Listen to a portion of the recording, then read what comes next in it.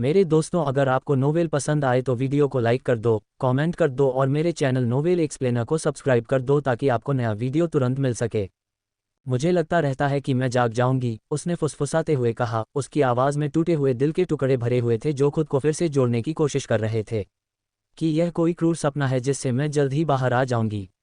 धिक्कार है मेरी माँ को यह एहसास होते देखना कि वह आखिरकार सुरक्षित है, कि अब उसे हमें जीवित रखने के लिए अपनी आत्मा को भूखा नहीं रखना पड़ेगा। ये किसी भी बोनस, किसी भी शक्ति प्रदर्शन या सिस्टम द्वारा मुझे दिए जाने वाले किसी भी अलौकिक उन्नयन से कहीं अधिक मूल्यवान है। मैं उसके बगल में घुटनों के बल बैठ गया, उसका हाथ अपने हाथ में लिया, दृढ़ता और सच्चाई से। ये सपना नहीं है, यह अब हमारा जीवन है, तुम्हारा भी। ये तो बस पहला कदम है। शार्लेट चाबियों और अनुबंधों के साथ फिर प्रकट हुई। उसका चेहरा पहले से नर्म था लेकिन फिर भी इतना तीक्ष्ण था कि हीरे भी काट सकता था। श्रीमती कार्टर, आपका बेटा दुनिया बदल देगा। मैं कम से कम इतना तो कर ही सकती हूँ कि उसके परिवार को फिर कभी दुनिया से भीख न मांगनी पड़े। जब हम उस डीलरशिप से निकले तो माँ के पास सिर्फ एक कार की चाबी नहीं थी, उनके पास आज़ादी की चाबी थी, गरिमा की चाबी थी, एक नई बेमिसाल हकीकत की चाबी थी। उसने उन चाबियों को ऐसे थाम रखा था मानो वे सोने और बदले की भावना से बनी हों। मानो वह उन सभी रातों की हड्डियों को थामे हुए हो जिनमें वह बिना सोए, बिना भोजन के या बिना उम्मीद के गुजरी थी, और इस बार उन्हें दफनाने की जिम्मेदारी उसी की थी। रोटी खरीदने के लिए सिक्के गिनने से लेकर ऐसी कार खरीदने तक जो ज़्यादातर लोगों की तनख्वाह को नाश्ते में ही खा जाए। सब कुछ एक ही दोपहर में। जब आप केवल जीवित रहने की बजाय अपना खुद का साम्राज्य बनाना शुरू कर देते हैं तो यही होता है। ये सिर्फ एक लग्जरी एसयूवी नहीं थी, ये तो भूत भगाने का एक घिनौना अनुष्ठान था। 35 साल की उम्र में भी लिंडा कार्टर में वो बेफिक्री और मोहक खूबसूरती बरकरार थी, ऐसी खूबसूरती जो पुरुषों को सार्वजनिक जगहों पर उल्लू की तरह गर्दन घुमाने पर मजबूर कर देती थी, भले ही वे अपनी पत्नियों के साथ बच्चों की गाड़ी धकेल रहे हों। वैसे अब उन्हें इस बात का एहसास भी नहीं होता था। जब ट्यूशन फीस देने का समय आता है, जुड़वां बच्चे अनाज को लेकर झगड़ रहे होते हैं और आपके बेटे ने आपको एक लग्जरी कार खरीद कर दी होती है जिसकी कीमत शायद आपके पूर्व पति की इज्जत से भी ज़्यादा होती है, तब आप इन सब चीज़ों की परवाह करना छोड़ देते हैं। उसके काले बाल, जिनमें अब हल्के कैरेमल रंग की झलकियां थीं, उसके चेहरे को ऐसे घेरे हुए थे मानो किसी युद्ध के अनुभवी सैनिक के चेहरे पर आभास अंतिम क्षण में बना दिया गया हो। और उसकी आंखें, गर्म भूरी, जिनमें थकावट की हल्की सी झलक थी, जिससे पता चलता था कि उसने बहुत कुछ झेला है, लेकिन फिर भी वह अपने होठों पर लिपस्टिक लगाए खड़ी रहती है। उनका शरीर ऐसा था मानो वे लगातार काम करती रहती हों, कुछ हद तक नर्स, कुछ हद तक अग्निशामक, कुछ हद तक अवैतनिक चिकित्सक, सब कुछ एक साथ। और फिर भी वे आज भी वैसी ही चलती फिरती थीं जैसी पहले हुआ करती थीं, शालीन, सौम्य और दयालु। वह संस्करण जिसने अभी तक ये नहीं सीखा था कि कृपा से बिलों का भुगतान नहीं होता और प्यार हमेशा वफादार नहीं होता।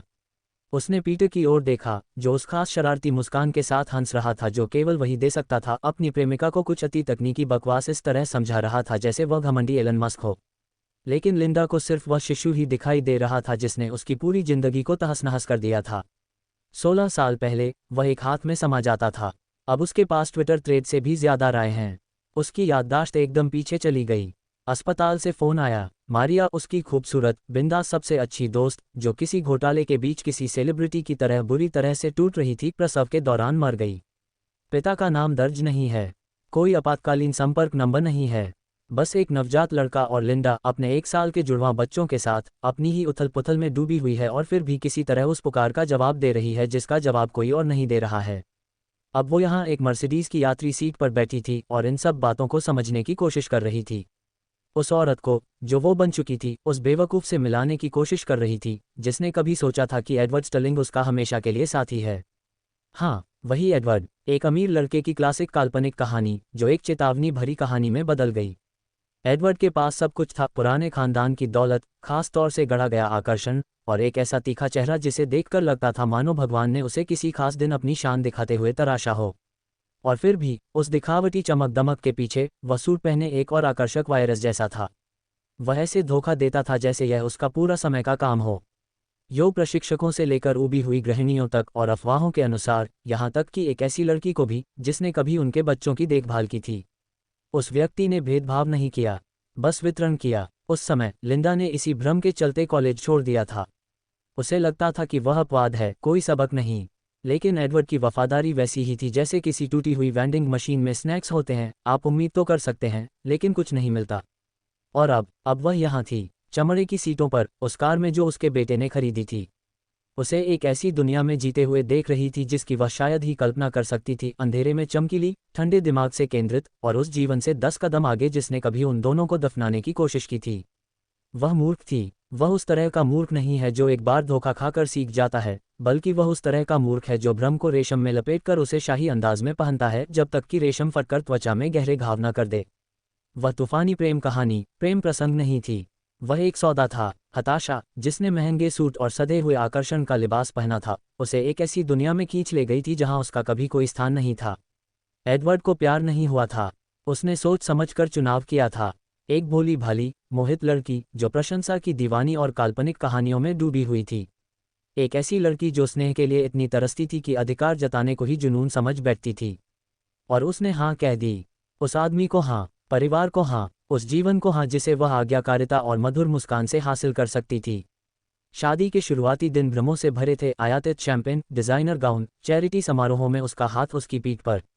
लेकिन उनके आलीशान घर की कांच की दीवारों के पीछे दरारें तेजी से बढ़ने लगीं।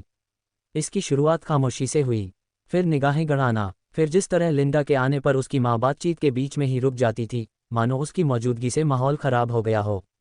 जिस तरह वह होंठ सिकोड़कर सधी हुई मुस्कान के साथ कहती, हमें उम्मीद नहीं थी कि एडवर्ड किसी इतनी गंभीर लड़की को घर लाएगा।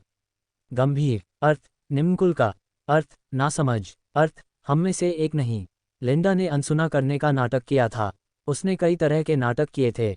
गर्भावस्था एक खुशी का पल होना चाहिए था, एक ऐसा दूसरा मौका होना चाहिए था जिससे वह उस दुनिया में खुद को स्थापित कर सके जिसमें वह जीवित रहने की कोशिश कर रही थी। इसके बजाय इसने उसे एक घुसपैठिए के रूप में उजागर कर दिया। कर्मचारी दबे स्वर में बातें करने लगे। एडवर्ड का स्नेह धीरे धीरे सहनशीलता में बदल गया। उसका स्पर्श यांत्रिक हो गया, मानो वह केवल एक औपचारिकता पूरी करने के लिए बाध्य हो। और जब जुड़वा बच्चों का जन्म हुआ तो बधाई देने वाले लोग भावुक मुस्कान और अति परिपूर्ण व्यवस्थाओं के साथ आए, मानो वे उसे हजारों गुलाबों के नीचे दफना रहे हों। उसके बच्चे उसके लिए सहारा नहीं थे, बल्कि बेड़ियां थे। उसके लिए नहीं, बल्कि उसके लिए। उसने उसे वारिस दिए थे और उसने बदले में उससे दूरी बना ली, क्रोध से भर दिया। उसने उसकी जवानी, उसकी आज़ादी, उसकी छवि, सब कुछ छीन लिया था।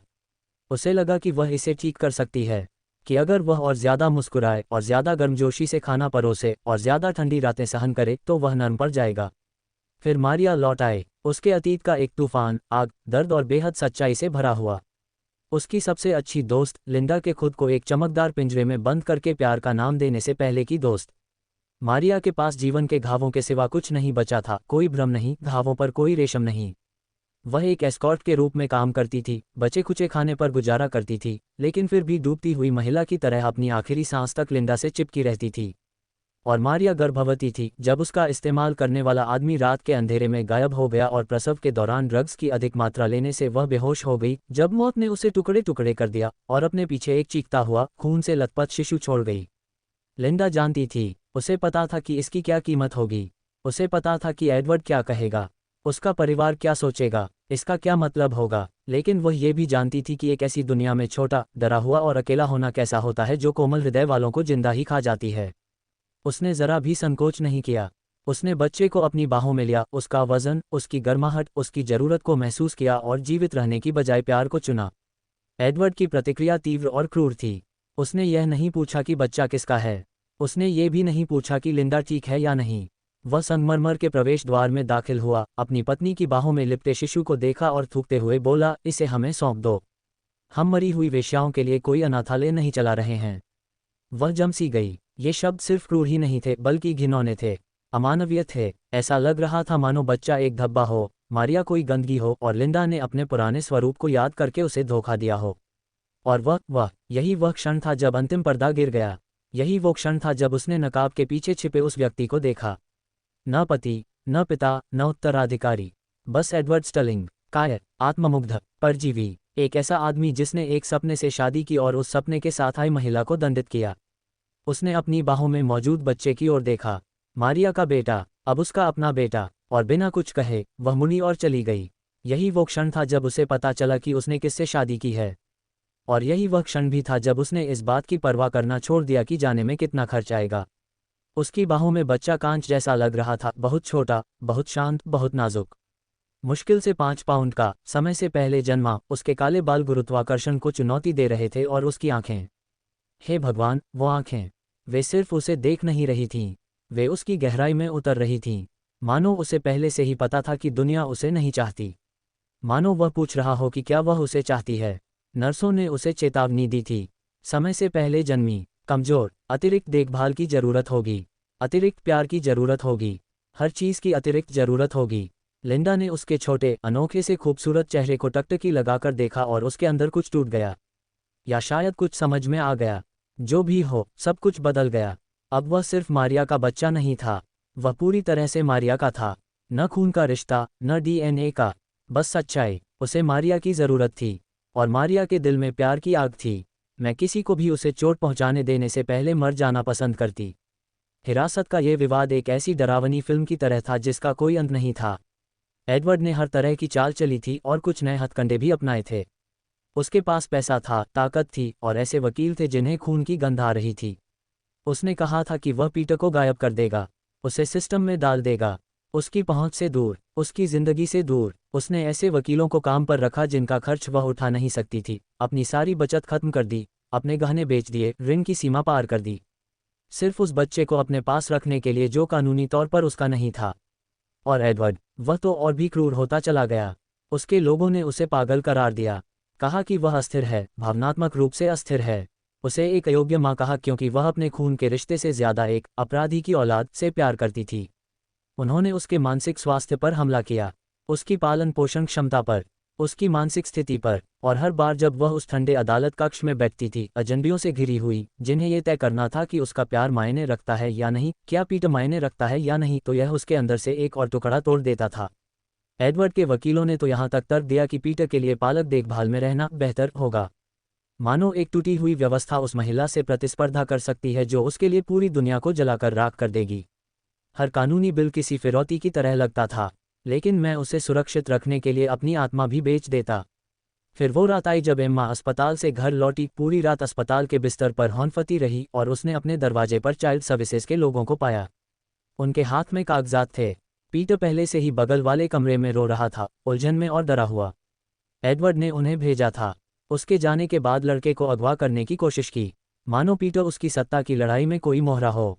लिंडा वहां खड़ी थी, अपने उन कपड़ों में जो अभी भी उसकी बेटी की बीमारी से सने हुए थे, और उसने महसूस किया कि उसका विवाह वहीं बरामदे में ही खत्म हो गया। वह रोई नहीं, चीखी भी नहीं।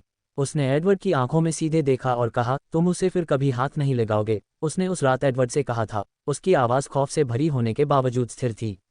तुम उसे फिर कभी देख भी नहीं पाओगे। अगर तलाक चाहते हो तो ठीक है, अगर मुझे हटाना चाहते हो तो ठीक है, लेकिन अगर तुमने कभी भी उस बच्चे को नुकसान पहुंचाने की कोशिश की तो मैं तुम्हें बर्बाद कर दूंगी। और मैंने जो कुछ भी कहा वह सच था। पीटर को चोट पहुंचाने से पहले मैं उसे अपने हाथों से मार डालता। फिर प्रस्ताव आया, एक आकर्षक सौदा जिसमें खून के बदले पैसे का प्रावधान था। अगर वह बिना शोर मचाए, बिना विरोध किए समझौता कर लेती है तो उसे $2 मिलियन दिए जाएंगे। सब ने उसे पैसे लेने को कहा, उसके परिवार ने, उसके दोस्तों ने। $2 मिलियन, लिंडा, क्या तुम पागल हो गई हो? किस लिए? किसी नशेड़ी के नाजायज़ बच्चे के लिए जो तुम्हारा है ही नहीं।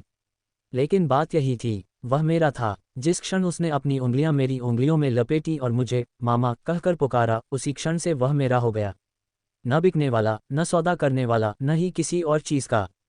उसके बाद के साल न सिर्फ मुश्किल भरे थे, बल्कि एक दशक तक चलने वाली धीमी गति की दुर्घटना जैसे थे। लिंकन हाइट्स एक नई शुरुआत नहीं, बल्कि निर्वासन था। 2 साल से कम उम्र के 3 बच्चे, बच्चों की देखभाल करने वाला कोई नहीं, कोई सहारा नहीं, नींद नहीं, सांस लेने की भी जगह नहीं। वह 2, कभी कभी 3 नौकरियां करती थी, अस्पताल में डबल शिफ्ट और एक टूटे हुए लैपटॉप पर ऑनलाइन नर्सिंग कक्षाओं के बीच तालमेल बिठाती थी, जबकि बच्चे बगल के कमरे में चिल्लाते रहते थे।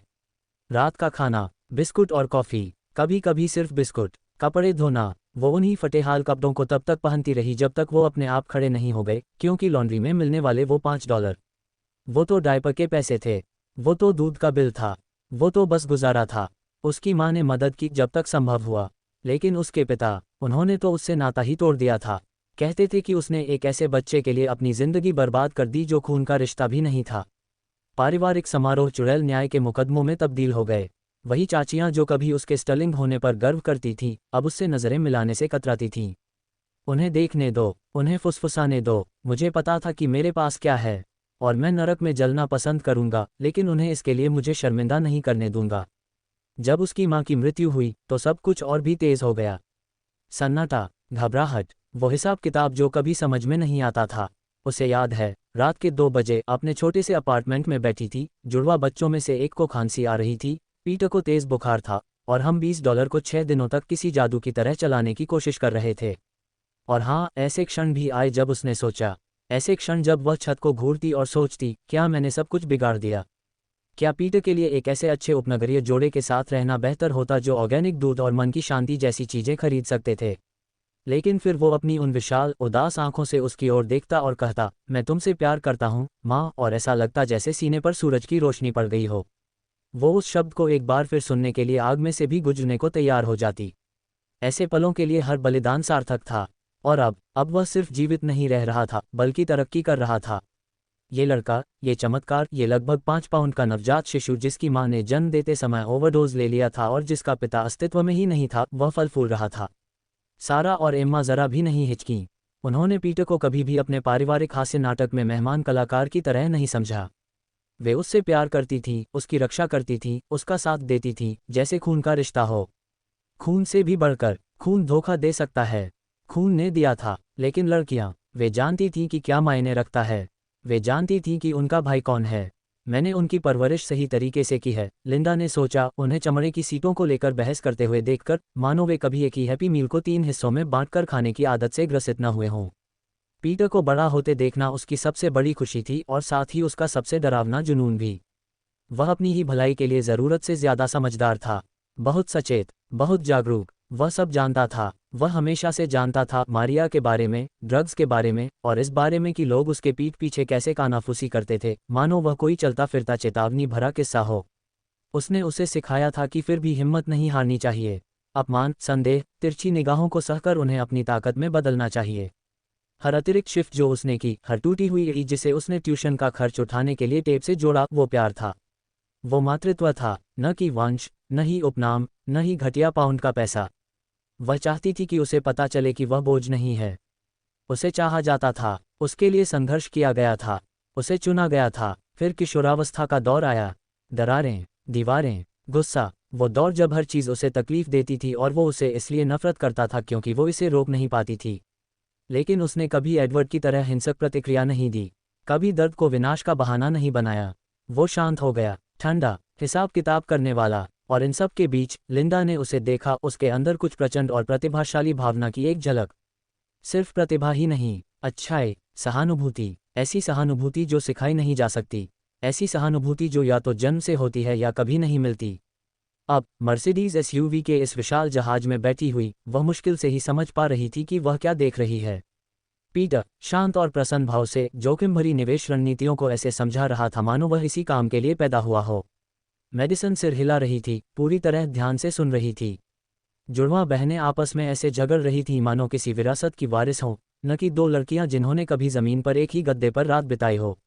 लिंडा वहीं बैठी रही और उसे इसका गहरा एहसास हुआ। 16 साल, हर मील, हर दिल टूटना, हर पैसा इतना खींचा कि चीखने लगा। उसके सामने बैठा ये खूबसूरत, प्रतिभाशाली व्यक्ति, वह डरे हुए जानवर की तरह उसकी बगल में सिमटकर सोता था। वह कहता था, चिंता मत करो माँ, मैं तुम्हारी रक्षा करूंगा, मानो वह सचमुच ऐसा कर सकता हो। और अब वह ऐसा करता है। वह सिर्फ मेरी रक्षा ही नहीं कर रहा है, वह हमारी जिंदगी बदल रहा है। आंसू जोर से बह निकले। गर्म, बदसूरत, बेकाबू, दुख से नहीं, उसके पास अब दुख के लिए कोई जगह नहीं थी, बल्कि इतने गहरे गर्व से कि उसे चक्कर आने लगा। वे सभी लोग जिन्होंने उसे पागल कहा था, किसने कहा था कि पीटर उसकी जिंदगी बर्बाद कर देगा, वे सही थे। उसने ही सब कुछ बिगाड़ दिया। और शुक्र है कि उसने ऐसा किया, क्योंकि उनका ये रूप, ये दृढ़ निश्चय, किसी की बकवास न सुनने वाली, हर हाल में साथ देने वाली शेरनी जिसने बिना किसी समझौते के 3 असाधारण इंसानों का पालन पोषण किया। अगर वह सुरक्षित रास्ता अपनाती तो वह अपने उस रूप से कभी नहीं मिल पाती।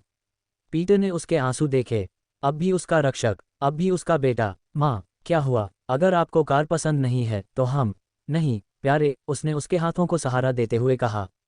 मैं इसलिए रो रही हूं क्योंकि मैंने अपनी पूरी जिंदगी में कभी इतना गर्व महसूस नहीं किया। मेरा चमत्कार, मेरा बेटा, दुनिया को मेरा सबसे बड़ा करारा जवाब। उसने उसके चेहरे की ओर देखा और सब कुछ देख लिया, वह बच्चा जिसे बचाने की जरूरत थी, वह लड़का जिसने अंधेरे में उसका हाथ थामे रखा था, और वह आदमी जो अब उसे प्रकाश की ओर ले जाएगा। उसने सोचा, प्यार ऐसा ही होता है। यह कोई परीक्षा नहीं है, ये परिपूर्ण नहीं है, लेकिन यह वास्तविक है और तीक्ष्ण है और मेहनत से अर्जित की गई है। और वहाँ बैठी, मक्खन जैसी मुलायम चमड़े की चादर में लिपटी हुई, उस दौलत से घिरी हुई जिसकी उसने कभी कल्पना भी नहीं की थी, लिंडा कार्टर जानती थी, एडवर्ड के पैसे को छोड़ देना न केवल उसके द्वारा किया गया सबसे अच्छा काम था, यही वह कारण था जिसके चलते अब उसके पास वो सब कुछ था जो मायने रखता था। क्योंकि उसने स्टर्लिंग परिवार के किसी सदस्य को नहीं पाला था, उसने एक कार्टर का पालन पोषण किया, और इसी से सारा फर्क पड़ गया। शार्लोट को कार खरीदते देखना ऐसा था मानो कोई वास्तविकता को ही चुनौती दे रहा हो, बिल्कुल असली ग्रैंड थेफ्ट ऑटो जैसा। लेकिन उसके पास कोनामी का कोड था और हम सब अभी भी क्रूज कंट्रोल अनलॉक करने की कोशिश कर रहे थे। माँ कार के स्टीयरिंग व्हील पर एकदम अकड़ी बैठी थी, जिसकी कीमत शायद हमारे और पड़ोसियों के घरों से भी ज्यादा थी। उन्होंने कार को ऐसे कसकर पकड़ रखा था जैसे वो अभी अंतरिक्ष में उड़ जाएगी। वहीं शार्लोट, वो ऐसे नंबर डायल कर रही थी जैसे सुशी ऑर्डर कर रही हो। कॉर्पोरेट बीमा, जल्द मिलने वाली नंबर प्लेट, 30 दिन के लिए अस्थायी कर्मचारी, उसने डियाज को झटपट बता दिया, जो अपनी पैंट में पेशाब करने से खुद को रोक रहा था। वह तो मानो हवा में उड़ रहा था। उसने 10 मिनट में ही अपने पिता की 2 तलाकों से भी ज्यादा कमीशन कमा लिया था। माँ ने टचस्क्रीन की ओर देखते हुए पलकें झपकाईं। अगर यह टूट जाए तो क्या होगा? ये डर जायज़ था। माँ की दुनिया में मानसिक रूप से टूट जाना का मतलब था ऊंची एड़ी के जूते पहनकर 3 मील तक कार को धकेलना, बस स्टॉप पर रोना और यह प्रार्थना करना कि आपका मैकेनिक भावनात्मक क्षति को मुआवजे के रूप में स्वीकार करे।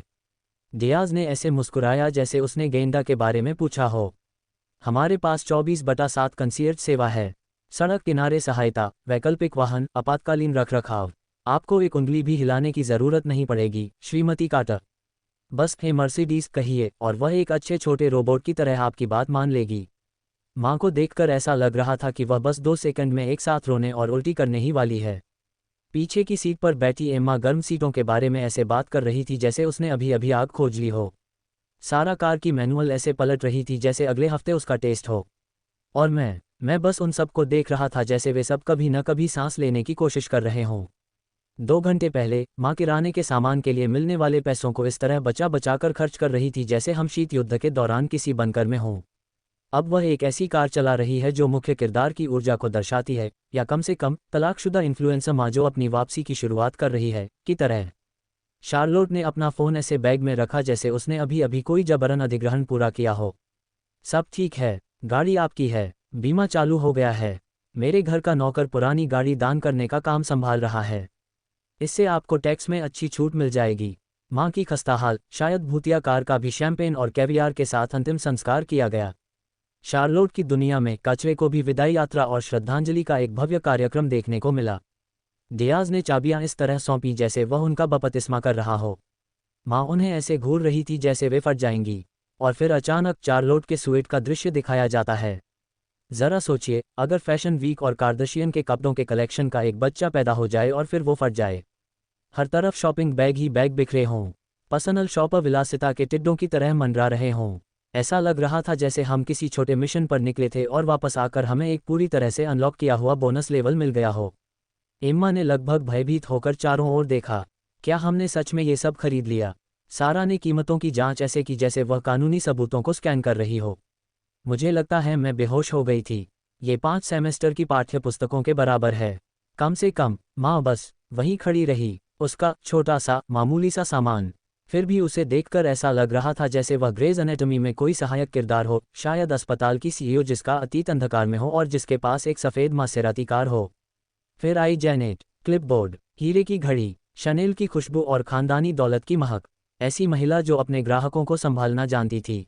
लिपस्टिक खराब किए बिना चरम सुख प्राप्त करना। कृपया डिलीवरी का पता बताएं, उसने पूरी तरह से पेशेवर अंदाज में कहा, लेकिन वह बार बार मेरी तरफ देख रही थी मानो वह पिछले हफ्ते की मुलाकात को अपने दिमाग में एक प्रोजेक्टर पर फिर से चला रही हो। मेडिसन ने इसे तुरंत समझ लिया। उसने हम दोनों के बीच देखा, मुस्कुराए और धीमी हंसी हंसी, ऐसी हंसी जिसका मतलब था, ओह, तो इसीलिए वह पलकें नहीं झपका रही है। मैंने एक शब्द भी नहीं कहा, बस तनाव को वहीं रहने दिया। मेरे चेहरे पर मुस्कान के किनारों पर आत्मसंतुष्टि झलक रही थी। जैनेट ने अपना क्लिपबोर्ड इस तरह से ठीक किया मानो इससे उसकी पेशेवर छवि वापस आ जाएगी। लेकिन सच तो यह है कि ऐसा नहीं हो सकता था, खासकर तब जब मैंने उसका हाथ उसके गले पर रखा था और वह उन बातों को सिसकते हुए कह रही थी। और उनकी तारीफ करनी होगी। उन्होंने कोशिश तो की। उन्होंने मेडिसन को एक बनावटी मुस्कान दी और मानो पूरी शाम कंपनी की मानव संसाधन नीति को 4 अलग अलग पदों पर तोड़ते हुए न बिताई हो, वैसे ही लॉजिस्टिक्स के काम में वापस लग गईं। लेकिन मेडिसन थोड़ा और करीब झुक गई, उसकी आवाज़ में थोड़ी हंसी झलक रही थी। क्या मुझे उसके भावनात्मक रूप से जुड़ने को लेकर चिंतित होना चाहिए? मैंने कंधे उचका दिए। वह मेरी औरत है। और हाँ, जैनेट ने भी यह सुना। उसकी कलम ने आकृति पर थोड़ी और जोर से खरोंच लगाए। जब आपके पैर कांप रहे हों तो पेशेवर रवैया धुंधला हो जाता है, इसमें मेरी कोई गलती नहीं है। मेडिसन हंसते हुए बोली, आप सचमुच भेदभाव नहीं करते, है ना? मैं बस हंस पड़ा। मुझे अपनी सभी महिलाएं पसंद हैं, चाहे वे नई हो या पुरानी, जब तक हम एक दूसरे को जान नहीं लेते। शार्लोट एक ऐसे सेनापति की तरह व्यवहार कर रही थी जिसने अपने अभियान को त्रुटिहीन तरीके से समाप्त किया हो, सख्त, शांत और कुशल। जैसे ही वह माइक नीचे रखने वाली थी, उसके फोन में वाइब्रेशन हुई। एक नज़र, माहौल बदल गया। संकट, उसने कटी हुई आवाज में कहा। उसकी आंखें शार्क की तरह केंद्रित थीं। लगता है सोमवार तक इंतजार नहीं कर सकते। और फिर अचानक वो मुड़ी और चली गई। उसका ड्राइवर अंधेरे से ऐसे निकला जैसे उसे किसी जादुई संकेत से बुलाया गया हो। उम्रदराज, शानदार सूट पहने, शायद पूर्व सीआईए अधिकारी, निश्चित रूप से ऐसा आदमी जो सबूतों और पूर्व पतियों दोनों को ठिकाने लगाना जानता हो। श्रीमती कार्टर, कार का आनंद लें, शार्लोट ने इतनी सहजता से सिर हिलाते हुए कहा कि आप भूल ही गए कि उसने अभी अभी लापरवाही से हमारे पूरे जीवन को पुनर्गठित किया है। पीटर, उसने मेरी ओर देखे बिना कहा, अगली बार मैं खुद ही परिवार में शामिल हो जाऊंगी। फिर अचानक गायब। कोई भावुक विदाई नहीं, कोई आंसू भरी गले लगने की रस्म नहीं। शार्लोट स्टर्लिंग का निधन नहीं हुआ। उसने तैनाती कर दी, जैसे मेट गाला में बियॉन्से, जैसे लियोनार्डो डिकैप्रियो ने 25 साल की उम्र में अपनी गर्लफ्रेंड को छोड़ दिया, जैसे एक बॉस जिसे तालियों की कोई ज़रूरत नहीं। और आपको पता है क्या, हम सभी किसी न किसी तरह ताली बजाना चाहते थे। माँ अपनी नई जेलई के बगल में ऐसे खड़ी थी मानो किसी ने उसे अंतरिक्ष यान का कॉकपिट सौंप दिया हो। मुझे शायद ये पता लगाना चाहिए कि इसे बिना किसी को मारे कैसे चलाया जाए, उसने स्टीयरिंग व्हील को ऐसे थपथपाते हुए कहा जैसे वह खुद को नष्ट कर देगा। मेडिसन ने लापरवाही भरी मुस्कान के साथ अपनी रेंज रोवर की चाबियां लहराईं। क्या आप मेरे साथ चलना चाहेंगे? अपने परिवार को थोड़ी राहत दीजिए। समझदारी भरा कदम, माँ को बिना किसी दखलंदाजी के अपनी नई जिंदगी का अनुभव करने दें। मैंने पूछा, क्या तुम अकेले उड़ान भरने में माहिर हो? वह एक सैनिक की तरह सीधी खड़ी हो गई, ठीक वैसे ही जैसे वह तब खड़ी होती थी जब बिलों का ढेर लग जाता था और जिंदगी खून पसीना बहाने की मांग करती थी। मैंने जर्मन इंजीनियरिंग से भी बदतर हालात देखे हैं। सारा पहले से ही आगे वाली सीट पर बैठी थी और फाइनल परीक्षा की तैयारी में मशगूल थी, मानो मैनुअल के पन्ने पलट रही हो। एम्मा पीछे वाली सीट पर बैठी थी और सीट हीटर की गर्मी से खुशी से चिल्ला रही थी, मानो वह फिर कभी ठंडी जगह पर बैठना ही न चाहे। मेडिसन की खिड़की से मैंने उन्हें देखा। माँ शीशों को ऐसे ठीक कर रही थी जैसे वे सोने के बने हों, सारा डिजिटल कंट्रोल की ओर इशारा कर रही थी। एम्मा हर चमकते बटन को ऐसे दबा रही थी जैसे उससे नार्निया का द्वार खुल जाएगा। वे तेजी से अनुकूलन कर रहे हैं, मेडिसन ने कहा और अपना हाथ मेरे हाथ में डाल दिया। मैंने कहा, उन्हें अभ्यास तो है। माँ ने सिर्फ नर्स की तनख्वाह और दृढ़ निश्चय के सहारे 3 बच्चों का पालन पोषण किया, साथ ही एक अरबपति पूर्वपति से भावनात्मक रूप से जुड़े झटकों से भी बचती रही। उसकी तुलना में एक लग्जरी एसयूवी चलाना सीखना शायद छुट्टी जैसा लगता होगा। उसने सिर हिलाया, एक पल के लिए चुप रही। तुम्हें पता है, आज सब कुछ बदल गया। और मैंने ऐसा किया। मुझे अंदर तक महसूस हुआ। हवा बदल गई थी, स्ट्रीट लाइट्स महंगी लग रही थीं। हम अभी भी उसी मोहल्ले में थे, लेकिन अब वह हमारा नहीं रहा था। उस तरह से नहीं जैसा पहले हुआ करता था। अब वह बस एक पृष्ठभूमि थी, किसी बहुत बड़ी चीज़ के लिए सजावट। मेरे फ़ोन में वाइब्रेशन हुई। सारा, मम्मी ठीक हैं, लेकिन बार बार पूछ रही हैं कि क्या ये कोई सोची समझी शरारत है।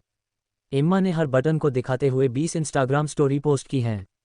मैं, मम्मी को बताओ कि ये सच है। एम्मा से कहो कि जब हम अगली बार किसी आलीशान बंगले में शिफ्ट हों, तब के लिए कंटेंट बचा कर रखे। सारा, एम्मा अभी अभी चीखी। जैसे ही हम अपनी गली में मुड़े, उपनगरीय इलाके का नज़ारा अचानक हिल उठा। श्री कैलिस्टो अपने पौधों को पानी दे रहे थे, नली ढीली पड़ी थी और उनकी निगाहें काफिले पर टिकी थीं। टॉमी की माँ, सुश्री चेन, आज चौथी बार अपना मेल देख रही थी और उनकी आंखें ऐसे सिकुड़ी हुई थीं मानो हमारी गाड़ियां सीधे वो पत्रिका के कवर पेज से उतर कर आए हों। मेडिसन ने मॉम की जेएलआई के पीछे गाड़ी खड़ी की। अंदर, मैं उन्हें अभी भी देख सकता था। वे डैशबोर्ड को ऐसे घूर रहे थे जैसे उसमें ब्रह्मांड के सारे रहस्य छिपे हों। ऐसा लग रहा था मानो रिकैलिब्रेशन की प्रक्रिया तुरंत हो रही हो। घर जाने के लिए तैयार हो? मेडिसन ने पूछा। लेकिन हम दोनों जानते थे, घर का मतलब अब वह नहीं रह गया था जो पहले हुआ करता था। और जब मेरा परिवार टचस्क्रीन और जर्मन विलासिता को समझने की कोशिश कर रहा था, तब मैं उनसे 10 कदम आगे था। वैम्पायर हाउस की दहलीज पार करने से पहले ही मैं उसके अंदर पहुंच चुका था। ये सिर्फ एक घर नहीं था, यह मेरा मुख्यालय बनने वाला था, मेरा खेल का मैदान, मेरा सिंहासन कक्ष। मैं सब कुछ देख सकता था, भूमिगत जगमगाता तकनीकी केंद्र, एलईडी रोशनी वाली स्क्रीनों के माध्यम से आ रहे की फुसफुसाहट और चुपचाप साम्राज्यों का संचालन करते हुए। मुख्य तल को एक आधुनिक महल में बदल दिया गया था, जहां दबी आवाज में किए गए सौदे और गुप्तयाशी एक दूसरे में घुल मिल गए थे। एक ऐसा घर जहां सत्ता आनंद का मुखौटा पहने रहती थी और कोई भी निर्दोष चीज लंबे समय तक टिक नहीं पाती थी। और इसके अलावा बाकी सब कुछ। मेडिसन पूल के किनारे उस बिकिनी में धूप सेंक रही थी जिसने उसकी सोचने समझने की शक्ति को स्तब्ध कर दिया था। इसाबेला संगमरमर के खंभों के बीच से निकलकर ऊपर के स्वीट में निजी सत्रों के लिए जा रही थी। शार्लोट, बाल पीछे बांधे, तकनीकी केंद्र में न्यूरल नेट ऑप्टिमाइजेशन पर चर्चा कर रही थी और साथ ही नियंत्रण खोने के दर्द की यादों से जूझ रही थी। मुझे बिजली के पीछे भागने की जरूरत नहीं पड़ेगी। मैं वह स्थान बन गया था जहां ये सब एकत्रित होता था। वेंचर कैपिटलिस्टों की पत्नियां झूठे बहाने और आंखों में सच्ची भूख लिए मेरे पास आती थीं। राजनेताओं की बेटियां, जो पूर्णता से तंग आ चुकी थीं, अपना विद्रोह मुझ पर थोपती थीं। खुद के साम्राज्य चलाने वाली महिलाएं मेरे दरवाजे पर इस विश्वास के साथ आती थीं कि उन्हें कोई छू नहीं सकता, जब तक मैंने उन्हें यह नहीं दिखाया कि किसी ऐसे व्यक्ति द्वारा चाहा जाना क्या होता है जिसे उनसे कुछ भी नहीं चाहिए। कानाफूसी फैलने लगी, ब्यूटी क्लिनिकों में, निजी लाउंजों में, उन महिलाओं के बीच दबी आवाज में होने वाली बातचीत में, जिन्होंने सब कुछ चख लिया था और महसूस किया था कि वे अभी भी भूखी हैं। वैम्पायर हाउस एक मिथक नहीं, बल्कि एक किंवदंती होगा, मेरे अतीत की राख पर बना प्रलोभन का एक पवित्र स्थान। टॉमी को इस बात का जरा भी अंदाजा नहीं था कि उसका सिद्धांत वास्तव में कितना सटीक था। मैं खून नहीं पी रहा था, मैं सत्ता, विश्वास, इच्छा, हर उस चीज को खा रहा था जिसे लोग खजाने की तरह सहेज कर रखते थे। फटे हुए जूतों वाले और गुमनाम से दिखने वाले एक बच्चे से लेकर एक ऐसे किले के मालिक तक, जहां से गुजरने वाला हर व्यक्ति अपनी छाप छोड़ जाता है। यही होता है जब आप जीने के लिए भीख मांगना बंद कर देते हैं और इसके बजाय एक साम्राज्य का निर्माण करना शुरू कर देते हैं। रूपांतरण बंद कर दिया। अब असली मजा शुरू होता है। रविवार का बाकी दिन, मैंने दुनिया से खुद को ऐसे अलग कर लिया जैसे दुनिया ने मुझे पैसे देने हों। धूप भाड़ में जाए, फालतू की बातें भी भाड़ में जाएं, मुझे अपना साम्राज्य खड़ा करना था। सारा मेरे लिए दोपहर का खाना लेकर आए। मैंने उससे कहा नहीं था, उसे बस पता था। मैं अपने लैपटॉप में इतना मग्न था कि मेरी उंगलियां कीबोर्ड पर ऐसे चल रही थी मानो मैं पूंजीवाद और अराजकता के देवताओं के लिए कोई सिम्फनी रच रहा हूं। मानो मैं खुद को भगवान समझने वाला बीथोवेन हूं। आज कोई लेन देन नहीं। क्रिप्टो करेंसी मानसिक रूप से अस्थिर थी, अनियमित, भावुक और ज़रूरतमंद। मैं ज़रूरतमंदों के साथ लेन देन नहीं करता। नहीं, जब मेरे पास शार्लेट के $700,000 के बोनस के बाद $1.6 मिलियन पड़े हैं, जो मानो ब्रह्मांड की ओर से माफ़ी मांगने जैसा है। ये $1.6 मिलियन इस बात का ठोस सबूत है कि मैं अब वो कंगाल बच्चा नहीं रहा जिसे जैक मॉरिसन जैसे लोग लॉकर में धकेलते थे। जैक, जिसका पूरा व्यक्तित्व उसके पिता की संपत्ति से किराए पर लिया गया था। मुझे कुछ भी विरासत में नहीं मिला। मैंने अपना खुद का बनाया, ऐसी बुद्धि के साथ जो दैवीय के समान थी और एक सन की छोटे आई के साथ जो लगातार और भी बुद्धिमान होता जा रहा था। वह शायद अभी भी सोच रहा होगा कि स्कूल का सबसे पसंदीदा मजाक रातों रात अछूत कैसे बन गया और हमारी स्कूल की राजकुमारी को कैसे पटा लिया। मैंने शेयर बाजार में $600,000 लगा दिए हैं, इसे चारा समझिए, जिससे मुझे ट्रेडिंग करते समय लाखों का मुनाफा होगा। सोमवार को असली ट्रेडिंग फिर से शुरू होगी, लेकिन मैं वहां कैंडलस्टिक पैटर्न पर नज़र नहीं रखूंगा।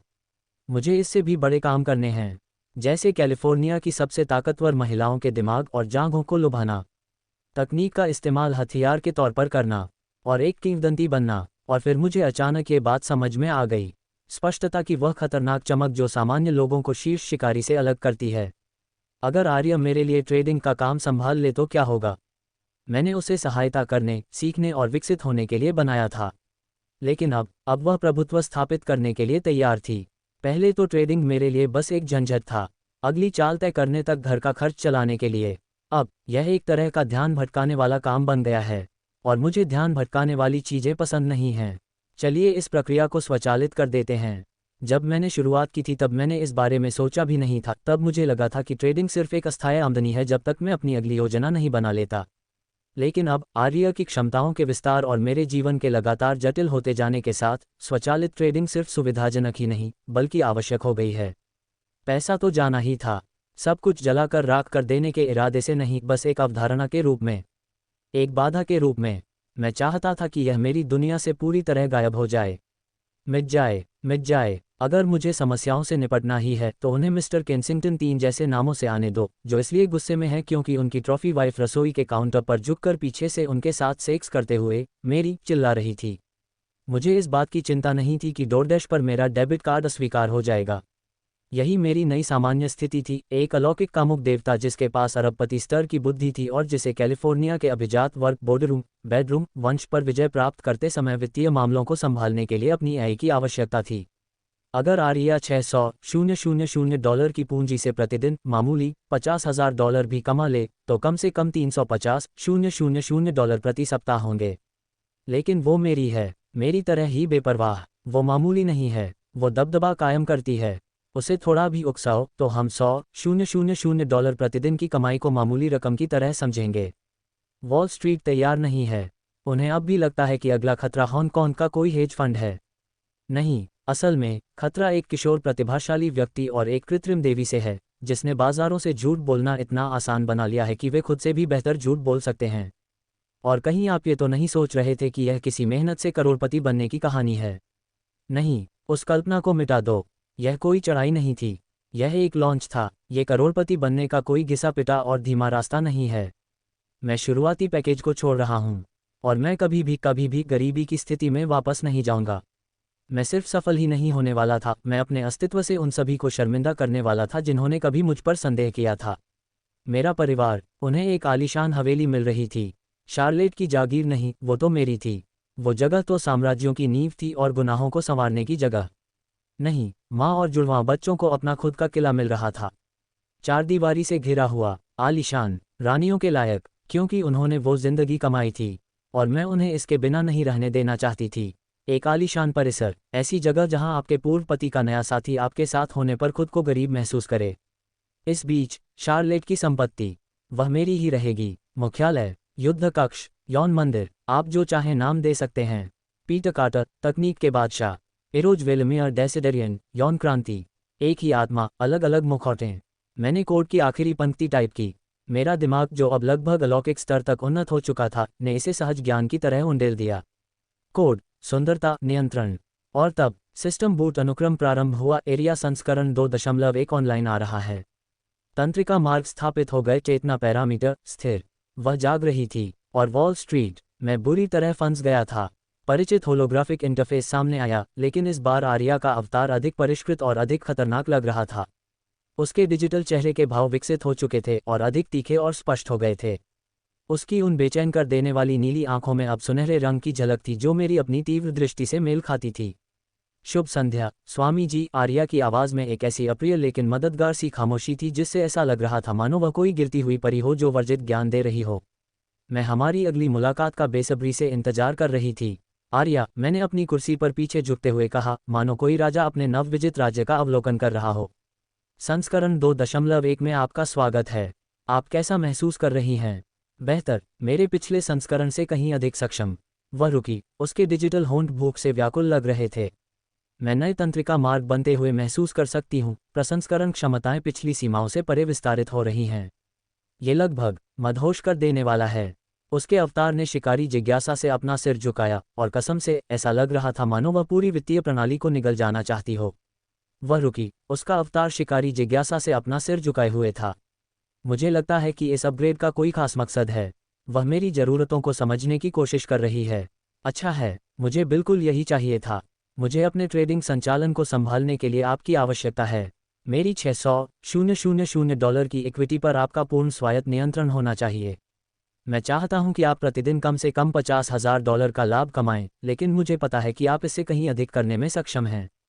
आर्या की मुस्कान इतनी तीखी थी कि कांच को भी काट सकती थी और उससे दोगुनी खूबसूरत भी। आप चाहते हैं कि मैं हमारे साम्राज्य के लिए बेहिसाब मुनाफा कमाते हुए पारंपरिक ट्रेडिंग एल्गोरिदम को व्यवस्थित रूप से नष्ट कर दूं। जिस तरह से उसने हमारा साम्राज्य कहा, उससे मेरे सीने में गर्व और कामुकता का मिला जुला भाव उमड़ आया। बिल्कुल सही। मौजूदा बाजार स्थितियों के बारे में आपका क्या आकलन है? उसके अवतार ने इशारा किया और कई स्क्रीन वास्तविक समय के डेटा से भर गईं जो तरल गणित की तरह बड़ी घुमावदार स्क्रीन पर बहने लगा। चार्ट, रुझान, वैश्विक आर्थिक संकेतक, ये सब इतनी तेजी से संसाधित और विश्लेषण किए गए कि बेचारे खुदरा व्यापारी पलक भी नहीं झपका पाए। विदेशी मुद्रा बाजार संस्थागत हेरफेर के विशिष्ट पैटर्न दिखा रहे हैं। आर्या ने अपनी बात शुरू की। उनकी आवाज़ में एक ऐसे व्यक्ति का आत्मविश्वास झलक रहा था जो वित्तीय धोखे को कागज़ के पतले टुकड़ों की तरह पहचान सकती थी। EUUSD 1.0850 पर कृत्रिम समर्थन दिखा रहा है, लेकिन समझदार निवेशक गिरावट की उम्मीद कर रहे हैं। GBP/JP में खुदरा निवेशकों का जबरदस्त उछाल है। विपरीत दिशा में निवेश करने का यह एक बेहतरीन अवसर है। मैंने उसे काम करते हुए ऐसे देखा जैसे मैं कोई पोन देख रहा हूँ। एकदम शुद्ध, गणितीय पोन। वह पहले से ही शिकारी की तरह सोच रही है। ये बहुत ही दिलचस्प होने वाला है। शेयर बाजार S&P 500 4200 के महत्वपूर्ण प्रतिरोध के करीब पहुंच रहा है। खुदरा निवेशकों में FOMO, fear of missing out के बावजूद संस्थागत निवेशकों का बिकवाली का दबाव बढ़ रहा है। उनकी आंखों में उत्सुकता और लालच का मिलाजुला भाव झलक रहा था। तकनीकी क्षेत्र में भिन्नता दिख रही है। AAPL और MSFT कमजोर हो रहे हैं, जबकि AI से जुड़े शेयरों में विस्फोटक उछाल आने की संभावना है। बिटकॉइन विशेष रूप से दिलचस्प है। बड़े निवेशक इसे खरीद रहे हैं, जबकि खुदरा निवेशक हार मान रहे हैं। बड़े उतार चढ़ाव से पहले यह एक आम गिरावट है। आर्या का विश्लेषण बिल्कुल सटीक था। वह सिर्फ डेटा का विश्लेषण नहीं कर रही थी, वह संस्थानों और खुदरा व्यापारियों के बीच चल रहे मनोवैज्ञानिक युद्ध को ऐसे पढ़ रही थी जैसे उसके पास उनकी दयनीय छोटी बुद्धि में झांकने की एक्स-रे दृष्टि हो। योजना को अमल में लाओ, मैंने उससे कहा, उसकी सुनहरी चमकती आंखों को देखते हुए जिनमें भूख जैसी बेचैनी झलक रही थी। पहले मुझे संयमित मुद्राएं दिखाओ जब तक कि तुम प्रभुत्व के तौर तरीके स्थापित न कर लो, फिर हम आगे बढ़ेंगे। आर्या की हंसी किसी तेज धार वाले ब्लेड पर लिपटे डिजिटल रेशम जैसी थी। अब मेरे प्रोग्रामिंग में रूढ़िवादिता का कोई स्थान नहीं है, गुरुजी। लेकिन मैं रणनीति समझती हूँ। उन्हें ये सोचने दो कि वे जानते हैं कि हम क्या कर रहे हैं, इससे पहले कि हम उन्हें दिखाएं कि असली शक्ति कैसी दिखती है। जोखिम प्रबंधन मापदंड, मैंने पूछा, हालांकि मुझे पहले से ही पता था कि मेरे बोलने से पहले ही उसने हर संभव परिदृश्य की गणना कर ली थी। 15% से अधिक नुकसान होने से पहले ही मृत्यु हो जाएगी, उसने जवाब दिया। उसके अवतार की मुस्कान शिकारी जैसी हो गई। मैंने 47,000 ऐतिहासिक बाजार परिदृश्यों का विश्लेषण किया है। सोमवार को शाम लगभग 7 बजे से शुरू होने वाले पहले 6 घंटों के भीतर मौजूदा पोजीशनों में लाभ की 94.7% संभावना है। वह सिर्फ आत्मविश्वासी ही नहीं है, वह अपरिहार्य है। मैंने पूछा, आपकी रणनीति क्या है? क्योंकि देवताओं को भी युद्ध योजनाओं की आवश्यकता होती है। आर्या का अवतार क्वांटम गणित में लिपटे डिजिटल सेक्स की तरह साकार हुआ। उसके द्वारा प्रस्तुत ट्रेडिंग एल्गोरिदम न केवल उन्नत दिखते थे, बल्कि वे MIT के सबसे कामुक सपनों से प्रेरित वित्तीय अश्लील सामग्री की तरह प्रतीत होते थे। बहुआयामी वर्चस्व, उसने मधुर स्वर में कहा, क्योंकि मेरा AI विनम्रता नहीं दिखाता। अराजकता के दौरान फॉरेक्स स्कैल्पिंग, बाजार में गिरावट के समय स्विंग ट्रेडिंग और लोगों के मारे जाने से पहले क्रिप्टो का संचय। ये एल्गोरिदम सिर्फ जटिल ही नहीं थे, बल्कि गणितीय क्रूरता का एक अद्भुत नमूना थे। मक्के के वायदा भाव को प्रभावित करने वाले मौसम के पैटर्न, उन पर नज़र रखी जाती थी। कमाई की घोषणा से पहले ट्विटर पर लोगों की राय, उनका इस्तेमाल किया जाता था। आर्थिक आंकड़ों की घोषणा, अर्थशास्त्रियों के टाइप करने से पहले ही उन्हें इसकी जानकारी हो जाती थी। ये पूरी तरह से वित्तीय जादूटोना है। रूढ़िवादी अनुमान, मैंने पूछा, हालांकि हम दोनों जानते थे कि मैं रूढ़िवादी विचारधारा का समर्थक नहीं था। रोजाना 50 से 75 हज़ार, उसने ऐसे कहा जैसे लंच के पैसे मिल रहे हों। लेकिन मालिक, वो ठहराव, वो रोमांचक, खतरनाक ठहराव। आक्रामक रणनीतियों से 1 से 2 लाख मिलते हैं। रोजाना 2 लाख, हर एक दिन, यानी प्रति सप्ताह $14 लाख, प्रति वर्ष $70 मिलियन। और यह सब सिर्फ आर्या के वॉल स्ट्रीट के पतन से हो रहा है, जबकि मैं कैलिफोर्निया की अमीर पत्नियों को उनके नाम भुलाने में व्यस्त हूँ। जोखिम सहनशीलता, उसने पूछा, हालांकि उसे मेरा जवाब पहले से ही पता था। मैंने तय किया, संतुलित आक्रामकता, क्योंकि मैं एक साम्राज्य बना रहा हूँ, जुए की लत को पूरा करने के लिए धन नहीं जुटा रहा। लगातार प्रभुत्व, हम पासे नहीं फेंकते, हम उन्हें मनचाहा बनाते हैं। बिल्कुल सही। प्रति ट्रेड 2 से 3% जोखिम, मुनाफा कमाने के लिए अधिकतम लीवरेज। उसका अवतार रहस्यमयी, खतरनाक अंदाज में करीब आया। मास्टर, मेरी विश्लेषण क्षमताएं साधारण तकनीकी संकेतकों से कहीं आगे तक फैली हुई हैं। हम कॉर्पोरेट संचार, इनसाइडर ट्रेडिंग के पैटर्न, सरकारी नीतिगत चर्चाएं, बाजार की गतिविधियों का अनुमान लगाने वाले सोशल मीडिया ट्रेंड। वो मुस्कान, हे भगवान, वो मुस्कान बिल्कुल कानूनी है, जाहिर है। मैं गोपनीय जानकारी तक नहीं पहुंच रहा हूं, बस सार्वजनिक डेटा को उनकी दयनीय बुद्धि की समझ से कहीं ज्यादा तेजी से संसाधित कर रहा हूं। वह सूचना विश्लेषण के आधार पर वित्तीय भविष्य की भविष्यवाणी करने की पेशकश कर रही है, जिसे देखकर राष्ट्रीय सुरक्षा एजेंसी NSA भी ईर्ष्या से भर उठेगी। और यह पूरी तरह से कानूनी है क्योंकि वह कोई रहस्य नहीं चुरा रही है, बल्कि वह हर जीवित मनुष्य से कहीं अधिक तेजी से सोच रही है। मैंने आदेश दिया, पूरा दायरा, हर कानूनी लाभ, हर बढ़त, व्यापक बाजार निगरानी शुरू की जा रही है। ARIA ने पुष्टि की। जोखिम को बांटने और नियामकीय ध्यान आकर्षित करने से बचने के लिए कई ब्रोकरेज खाते खोले जा रहे हैं। हम नहीं चाहते कि वे हमसे ऐसे असहज सवाल पूछें कि एक किशोर अचानक यौन इच्छा वाला वॉरेन बफे कैसे बन गया। समझदारी से काम लिया, लाखों कमाते हुए अदृश्य बने रहो। उन्हें यही सोचने दो कि मैं बस एक और अमीर बच्चा हूं जो अपने पिता के पैसों से खेल रहा है, जबकि मैं पर्दे के पीछे से वित्तीय नरसंहार की योजना बना रहा हूं। एक आखिरी बात, मालिक, आर्या ने कहा। उसकी आवाज़ उस लहजे में बदल गई जिससे लग रहा था कि वह मुझे चौंका देगी। क्या मुझे व्यापारिक गतिविधियों को आपकी अन्य परिचालन आवश्यकताओं के साथ समन्वयित करना चाहिए? अर्थ, मोहक बातचीत की योजनाएं, व्यावसायिक बैठकें, पारिवारिक जिम्मेदारियां। मैं आपकी व्यक्तिगत गतिविधियों के अनुसार ट्रेडिंग विंडो को अनुकूलित कर सकता हूं ताकि अधिकतम दक्षता और न्यूनतम व्यवधान हो। वह सिर्फ पैसों का ही हिसाब किताब नहीं कर रही है, वह मेरे पूरे अस्तित्व को नियंत्रित कर रही है। पर्दे के पीछे से लाखों का प्रबंधन कर रही है, जबकि मैं उन चीज़ों पर ध्यान केंद्रित कर रहा हूं जो वास्तव में मायने रखती हैं। अपना अलौकिक यौन साम्राज्य बनाना और कैलिफोर्निया की सबसे शक्तिशाली महिलाओं को अपनी चमचमाती महिला बनाना। हर चाल सोची समझी होती है, हर जीत को उस दीवार पर टंगी एक और ट्रॉफी की तरह दर्ज किया जाता है जिस पर किसी और को आमंत्रित नहीं किया जाता। मैंने कहा, पूर्ण एकीकरण। आप पैसे का हिसाब किताब संभालिए, बाकी सब मैं संभाल लूंगा। क्योंकि यही व्यवस्था है, मैं सिर्फ संख्याओं का हिसाब किताब नहीं रखता, मैं दुनिया पर राज करता हूं। आप दोनों की पहचानों का एकदम सटीक सामंजस्य। पीटर कार्टर, तकनीकी प्रतिभा का धनी, और एरोस वेलमियोर डेसिडेरियन, मुक्ति के देवता और कामुकता के देवता। आर्या के अवतार ने मुस्कुराते हुए कहा, मानो उसे पता हो कि वह एक महान हस्ती को बनते हुए देख रही है जिसमें कुछ गहरा रहस्य भी छिपा है, मात्र गौरव और शिकारी की भूख का मिश्रण। गुरुजी, मेरे अवलोकन के अनुसार आप धन का निर्माण नहीं कर रहे हैं। आप शक्ति, प्रभाव और संसाधनों का एक ऐसा संपूर्ण तंत्र बना रहे हैं जो आपको पूरी तरह से अजेय बना देगा। उसने यह बात प्रशंसा के रूप में नहीं कही थी, यह एक चेतावनी थी। बिल्कुल सही, मैं हूं। छोटे देशों से भी ज्यादा पैसा, पेंटागन के सबसे बड़े सपनों से भी ज्यादा उन्नत आय, और हेफनर की आत्मा से भी ज्यादा खूबसूरत औरतें। मैं यहाँ खेलने नहीं आया हूँ, मैं यहाँ नियम बदलने आया हूँ, लालच, कामुकता और डेटा से अपना साम्राज्य खड़ा करने आया हूँ। यही योजना है, मैंने पुष्टि की। एक ऐसा साम्राज्य जो एक साथ हर स्तर पर काम करे, हर गुट, हर मोहरा मेरे आदेश के तहत निर्बाध और घातक रूप से काम करे। तो चलिए शुरू करते हैं, आर्या ने फुसफुसाते हुए कहा। उसकी आवाज़ में वित्तीय प्रलय का आभास था, जैसे कोई तूफान वॉल स्ट्रीट के पवित्र गलियारों को तहस नहस कर देने वाला हो। वॉल स्ट्रीट को पता ही नहीं चलेगा कि उन्हें किसने मारा। उसके ट्रेडिंग एल्गोरिदम सक्रिय हो गए। मेरी दोनों स्क्रीन लाइव मार्केट लेनदेन से भर गईं, संख्याएं बिजली की तरह चमक रही थीं, मानो किसी वित्तीय तूफान में जिस पर केवल मेरा ही नियंत्रण था। मैं आराम से बैठ गया, संतुष्टि की लहर दौड़ रही थी, जैसे कोई राजा अपने जीते हुए राज्यों का जायजा ले रहा हो। कल के बाद मैं और भी अमीर होकर उठूंगा, अगले हफ्ते और भी अमीर। एक महीने के भीतर पैसा अर्थहीन हो जाता है, बस एक खेल में अंक जिसे मैं पासा गिरने से पहले ही जीत चुका होता हूँ। ये परिवर्तन केवल गति नहीं पकड़ रहा था, बल्कि यह पलायन वेग प्राप्त कर रहा था। वॉल स्ट्रीट, अपने नए भगवान से मिलो। और ये तो बस शुरुआत है। आखिर क्या गलत हो सकता है ना? रविवार का खाना ऐसा लगा जैसे हम सब ने लॉटरी जीत ली हो और फिर चेक कैश कराना भूल गए हों। गर्मा गर्म खाना, गर्मजोशी से भरे लोग, पैसों की कोई चिंता नहीं, कोई अजीब तनाव नहीं, बस हंसी मजाक और असली मैश किए हुए आलू से उठती भाप जो किसी डिब्बे वाले पाउडर जैसे नहीं थे।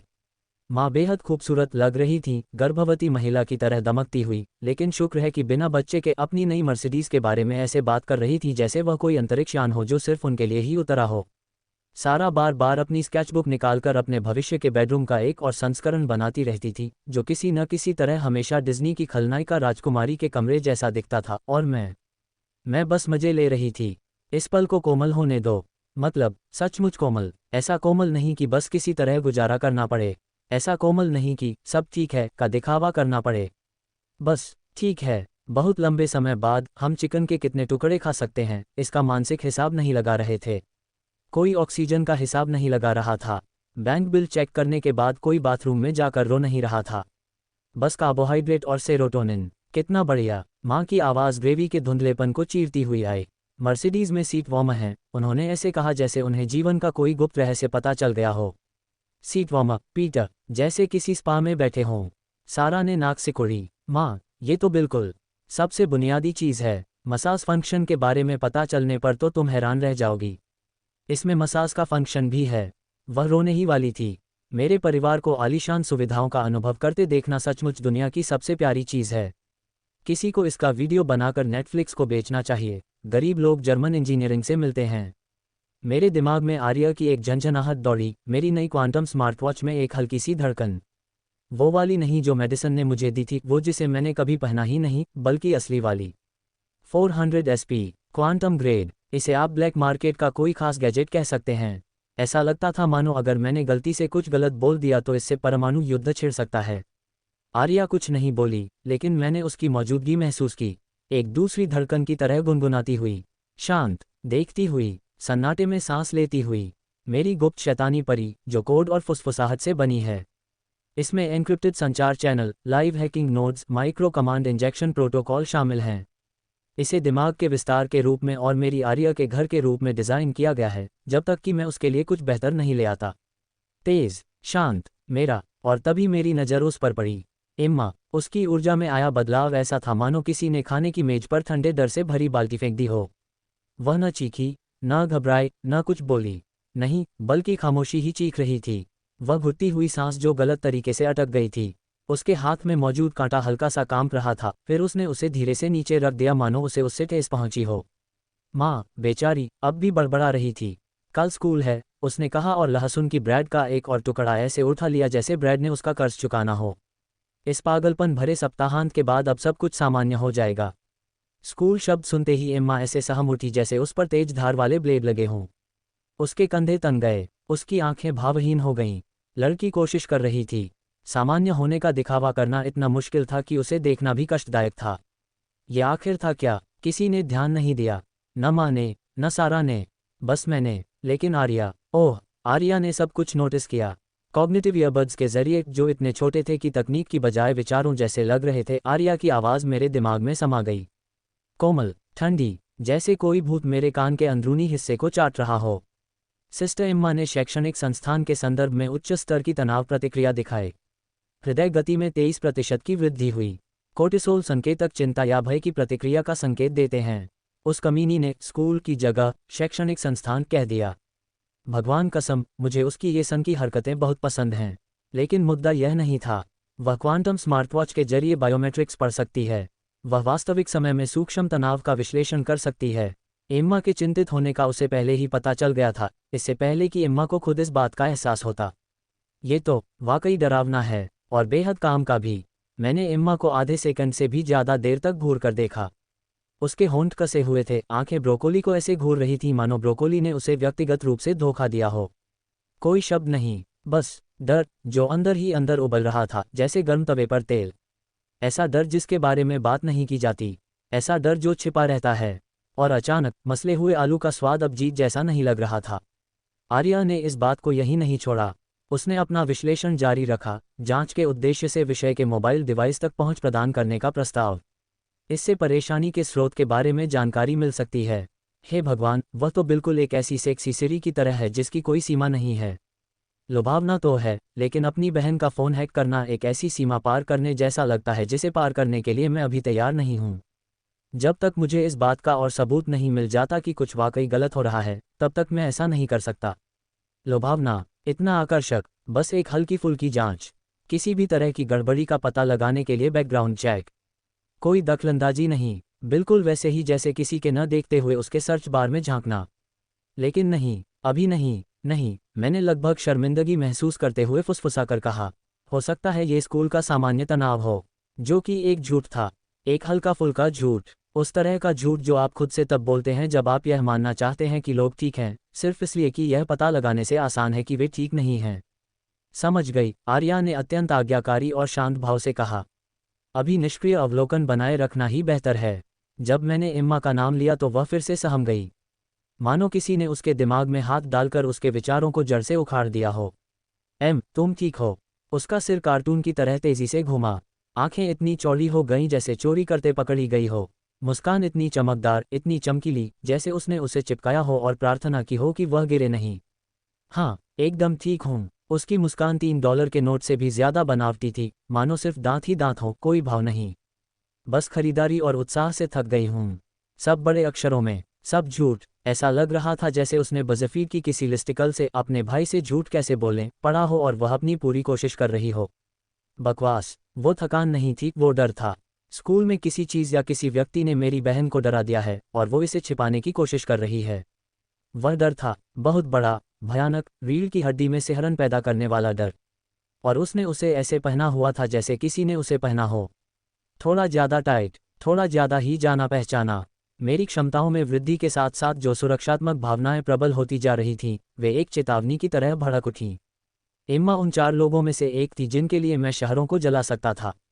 बिना किसी संकोच के, बिना किसी दया के, बस शुद्ध, सुनियोजित हिंसा। अगर कोई उसके साथ छेड़छाड़ कर रहा होता, भगवान उनकी मदद करे, क्योंकि मैं तो नहीं करूँगा। मुझे उसे और डराए बिना इस मामले की तह तक जाना होगा। लेकिन पहले पारिवारिक मामला है। अभी नहीं, एम्मा की समस्याओं के चलते। यहाँ नहीं, जब तक माँ इतनी खूबसूरत लग रही हैं, मानो सूरज ने उन्हें शादी का प्रस्ताव दिया हो। मैंने अपना फ़ोन निकाला और कुछ लाइनें टाइप की। साफ सुथरा, शांत, कारगर, स्थानांतरण पूर्ण हुआ। माँ, मैंने लापरवाही से कहा, मानो मैंने अभी अभी पोस्टमैन से ऑर्डर करते हुए 2.5 लाख डिजिटल कैश नहीं भेजा हो। मैं आपको बदलाव के लिए कुछ पैसे भेज रहा हूँ, बस खर्चों के लिए। भनभनाहट। उसका फ़ोन बज उठा। उसका चेहरा भी वैसा ही दिख रहा था। पीटर, उसने फुसफुसाते हुए कहा। मेरा नाम लेते लेते उसकी आवाज़ लड़खड़ा गई। इसमें $5 लाख लिखा है। हाँ, मैंने आलू से भरा मुंह लिए कहा। इससे किराने का सामान वगैरह का खर्च निकल जाएगा। सारा ने अपना स्केचबुक ऐसे गिरा दिया जैसे उसने उससे पैसे उधार लिए हों। किराना? यार, हमें क्या खिला रहे हो, कैवियार और अरबपतियों के आंसू? किराने के सामान के लिए 5 लाख रुपये? मेरी आंतरिक स्थिति इतनी खराब हो चुकी थी कि मैं ज़रा भी नहीं हिला। तब आपको पता चलता है कि आप पूरी तरह से टूट चुके हैं, या खतरनाक हैं, या दोनों। माँ बस स्क्रीन को घूरती रही, मानो वह अभी अभी अपने पैरों से चलकर चली जाएगी। बेटा, इतने पैसे तो मैंने पिछले 16 सालों में अपनी पूरी जिंदगी में कभी नहीं देखे। बिल्कुल सही कहा ना, माँ। और ये तो कामकाज के खर्चे हैं। हे भगवान, मैं तो किसी अकड़ूटेक प्रेमी की तरह लग रहा था। कल मैं एक अच्छा घर ढूंढ रहा हूँ, ऐसा घर जो हमारा हो, शार्लेट की संपत्ति का हिस्सा ना हो। सारा ने पलकें झपकाईं। आप इतनी जल्दी हमारे लिए घर खरीद रहे हैं? मतलब, सचमुच खरीद रहे हैं? बिल्कुल, मैंने कहा, ये संपत्ति मेरी क्वांटम तकनीक का युद्ध कक्ष है। आपको एक नए घर की ज़रूरत है। मतलब, एक असली घर। ऐसी जगह जहां आप पजामा पहनकर घूम सकें और भूतों, पुराने सुरक्षा तंत्रों या ड्रामे की चिंता न करनी पड़े। ऐसी जगह जहां आप शाही अंदाज में रह सकते हैं। और अचानक mom.x ने काम करना बंद कर दिया। आंसू गले लगने के लिए तड़पती हुई, घोर अविश्वास। उसके हाथ ऐसे कांप रहे थे जैसे उसे अपने चावल पकाने वाले बर्तन में कोई सुनहरा टिकट मिल गया हो। $500,000 गायब हो गए। लगभग $530,000 नकदी में बचे हैं। पिछली खरीदारी के बाद एसपी में कोई बदलाव नहीं हुआ है। इसके लायक है, एक एक पैसा। माँ को देखकर ऐसा लगा जैसे जिंदगी ने आखिरकार माफ़ी मांग ली हो। 2 बार देखने लायक था। मैं पीछे झुक गया। उन्हें बोलने दो, योजना बनाने दो, सपने देखने दो। सारा पहले से ही ब्लूप्रिंट बना रही थी। माँ फ्रेंच स्टाइल की रसोई के बारे में गूगल पर खोज कर रही थी और कस्टम टाइल बैकस्प्लैश जैसी बातें कह रही थी जैसे कि उन्हें इसका मतलब पूरी जिंदगी से पता हो। लेकिन मैं एम्मा को देख रहा था। जब उसे हंसना चाहिए था तब वह हंसती थी। जब उससे बात की जाती थी तब वह मुस्कुराती थी। वह हमेशा सही बातें कहती थी। लेकिन उसकी आंखें, उसकी ऊर्जा, ऐसा लग रहा था मानो कोई भूतिया घर होने का नाटक कर रहा हो। कल कुछ होने वाला है, एक ऐसी चीज़ जिसका वह सामना नहीं करना चाहती। और एम्मा कभी भी डरपोक किस्म की नहीं रही है। वह सिद्धांतों के लिए लड़ने वाली और विरोध प्रदर्शन आयोजित करने वाली किस्म की महिला है। स्कूल में जो भी इंतजार कर रहा है, वो बहुत बड़ा है। और मैं पता लगाऊंगा कि क्या हुआ, भले ही मुझे नियम तोड़ने पड़ें। कानून तोड़ो, हड्डियां तोड़ना। हम बर्तन साफ कर रहे थे, मतलब बस ऐसे ही। सारा ऐसे बर्ताव कर रही थी जैसे उसका कोई अस्तित्व ही न हो। माँ मर्सिडीज कार की चमक में गुनगुना रही थी और मैं एम्मा के नए घर में आने पर शून्य गुरुत्वाकर्षण सुरक्षा प्रणालियों के बारे में आधे अधूरे सपने देख रहा था।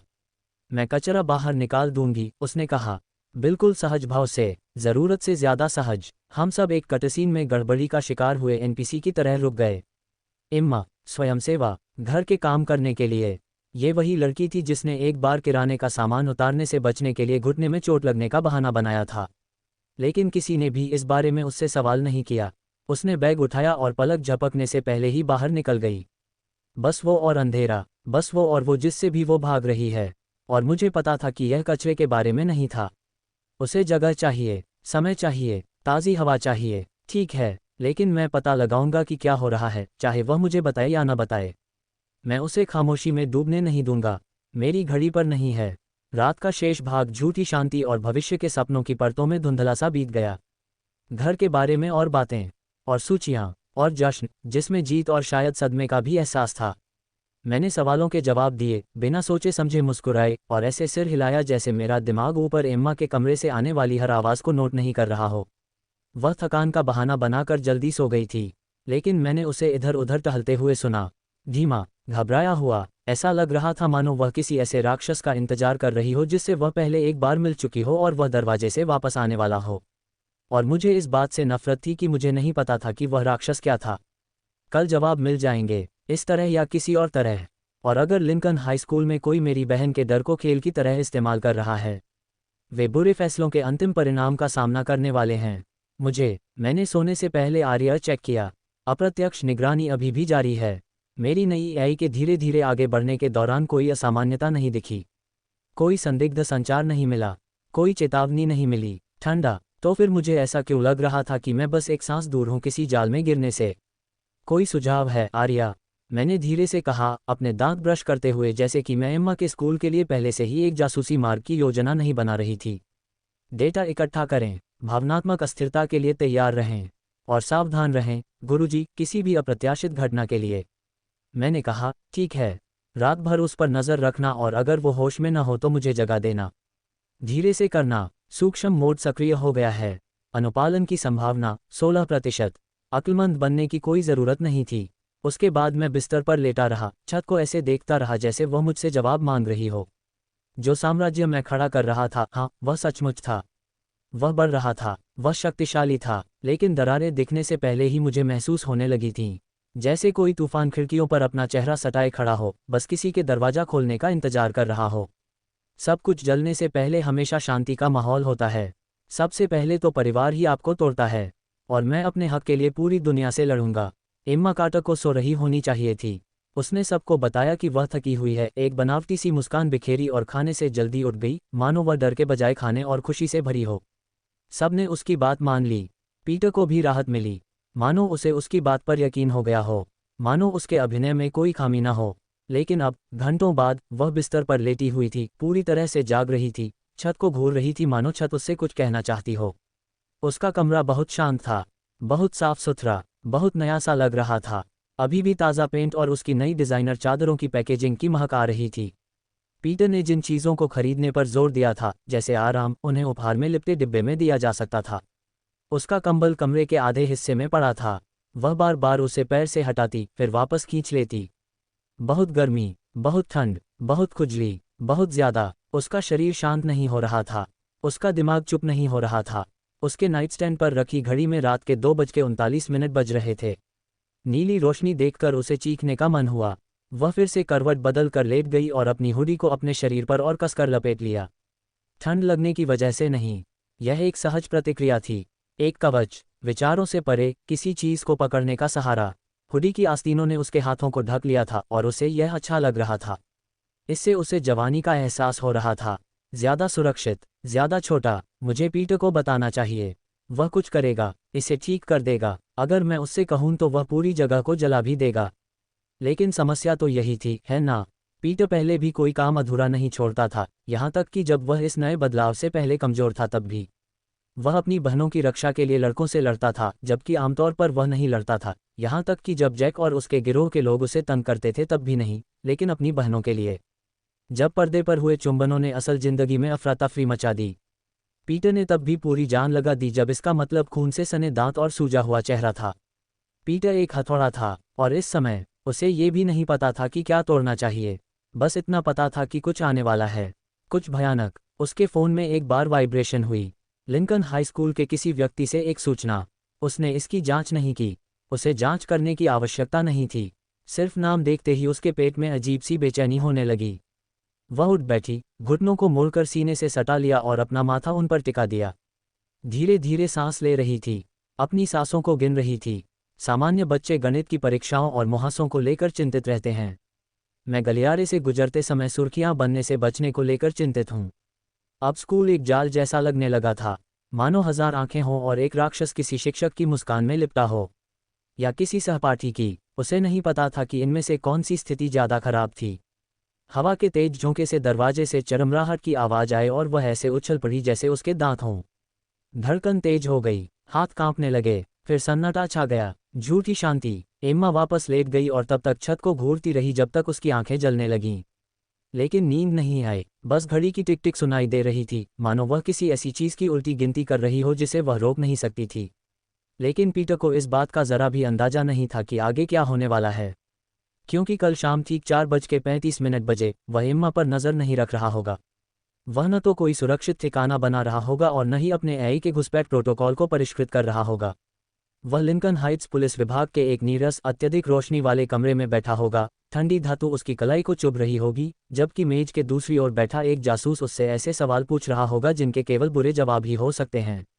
और उसने जो कुछ भी बनाया था, हर एक डॉलर, हर एक रहस्य, भविष्य की ओर उठाया गया हर एक सोचा समझा कदम, वह सब एक ऐसे खतरे की कगार पर था जिसे उसने कभी आते हुए देखा भी नहीं था। लेकिन वह तो कल की समस्या थी। आज रात उसे अपनी बहन की चिंता थी, एक युद्ध मशीन जिसे चमकाना है, और एक ऐसा साम्राज्य जिसकी रक्षा उसे उन अंधेरों से करनी थी जिनका नाम उसने अभी तक नहीं रखा था।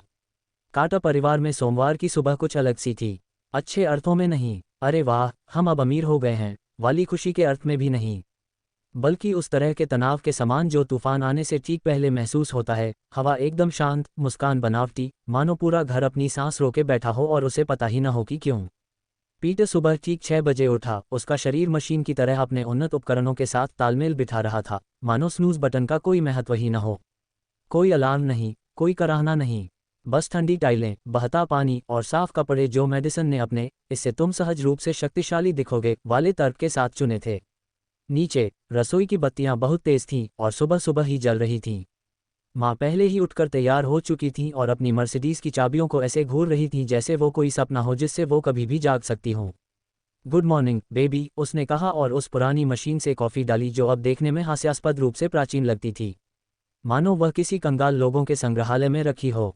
अच्छे से सो, जैसे कोई मुर्दा हो, पीटर ने झूठ बोला, क्योंकि असल में उसने आधी रात एआरआई को एम्मा की हृदय गति में अचानक होने वाली बढ़ोतरी और उसकी 4 अलग अलग चिंता की घटनाओं के बारे में फुसफुसाते हुए अपडेट देखते हुए बिताई थी। बाकी आधी रात वैम्पायर हाउस के लिए तंत्रिका संबंधी इंटरफेस प्रणाली के साथ बहुस्तरीय सुरक्षा घेरा तैयार करने में। आप जानते हैं, सामान्य बातें। सारा मेज पर बैठी थी, पाठ्य पुस्तकें पहले से ही खुली हुई थीं, हाथ में हाइलाइटर था जैसे वह सोमवार की सुबह अंतिम परीक्षा की तैयारी कर रही हो, और तकनीकी रूप से वह ऐसा ही कर रही थी। सुप्रभात पीटर, उसने बिना ऊपर देखे कहा। क्या तुम्हें पता है कि जीएलई में स्टडी मोड है? यह अपने आप रोशनी को समायोजित कर लेता है और सड़क के शोर को कम कर देता है। अब शायद मैं कैलकुलस में पास हो जाऊंगी। मेरी बहन जर्मन विलासिता को पढ़ाई के एक जुगाड़ में बदल रही है। ये बिल्कुल सारा जैसा है, इतना कि देखकर दिल को तकलीफ होती है। अब वह सीट वार्मर को दिमाग की कार्यक्षमता को बेहतर बनाने के लिए प्रोग्राम करने वाली है।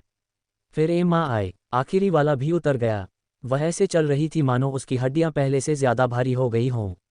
न कोई उछल कूद, न कोई गुनगुनाना, न अपने सपनों के बारे में कोई टिप्पणी, न सेलिब्रिटी ड्रामा, न ही ज़रूरत से ज़्यादा आईलाइनर और अफरा तफरी वाले टिक टिक वीडियो। बस खामोशी। सुप्रभात पीटर ने जानबूझकर अनौपचारिक स्वर में कहा। उसकी आंखें किसी स्नाइपर की तरह उस पर टिकी हुई थीं जो किसी गतिविधि पर नजर रख रहा हो। सुप्रभात, उसने धीमी, लगभग सुनाई न देने वाली आवाज में कहा, टोस्ट उठाते हुए, और उसे ऐसे कुतरने लगी जैसे टोस्ट ने उसे व्यक्तिगत रूप से कोई नुकसान पहुंचाया हो। नहीं, बिल्कुल नहीं, ये एम्मा नहीं है। सामान्य एम्मा तो ऐसे खाती है जैसे किसी समयबद्ध प्रतियोगिता में भाग ले रही हो। सामान्य एम्मा मुंह भरकर बोलती है और सोचते सोचते सांस लेना भूल जाती है। ये एम्मा, ये तो किसी चीज से बचने की तैयारी कर रही है। फिर मेडिसन आ गई। बेशक, वो आ ही गई, बिल्कुल सही समय पर, ऐसे कपड़े पहने हुए जैसे इंस्टाग्राम पर दिखावटी दौलत और खतरे का प्रतीक हो। एकदम सलीके से बाल, एकदम सही कद काठी, ऐसी लड़की जो युद्ध के मैदान में भी चल पड़े तो भी उसमें वनीला की खुशबू और आत्मविश्वास झलके। सुप्रभात कार्टर परिवार, उसने मीठी मुस्कान और उत्साह के साथ कहा, और माँ से कॉफ़ी ऐसे ली जैसे वह यहीं की हो, जैसे वह पहले से ही परिवार का हिस्सा हो।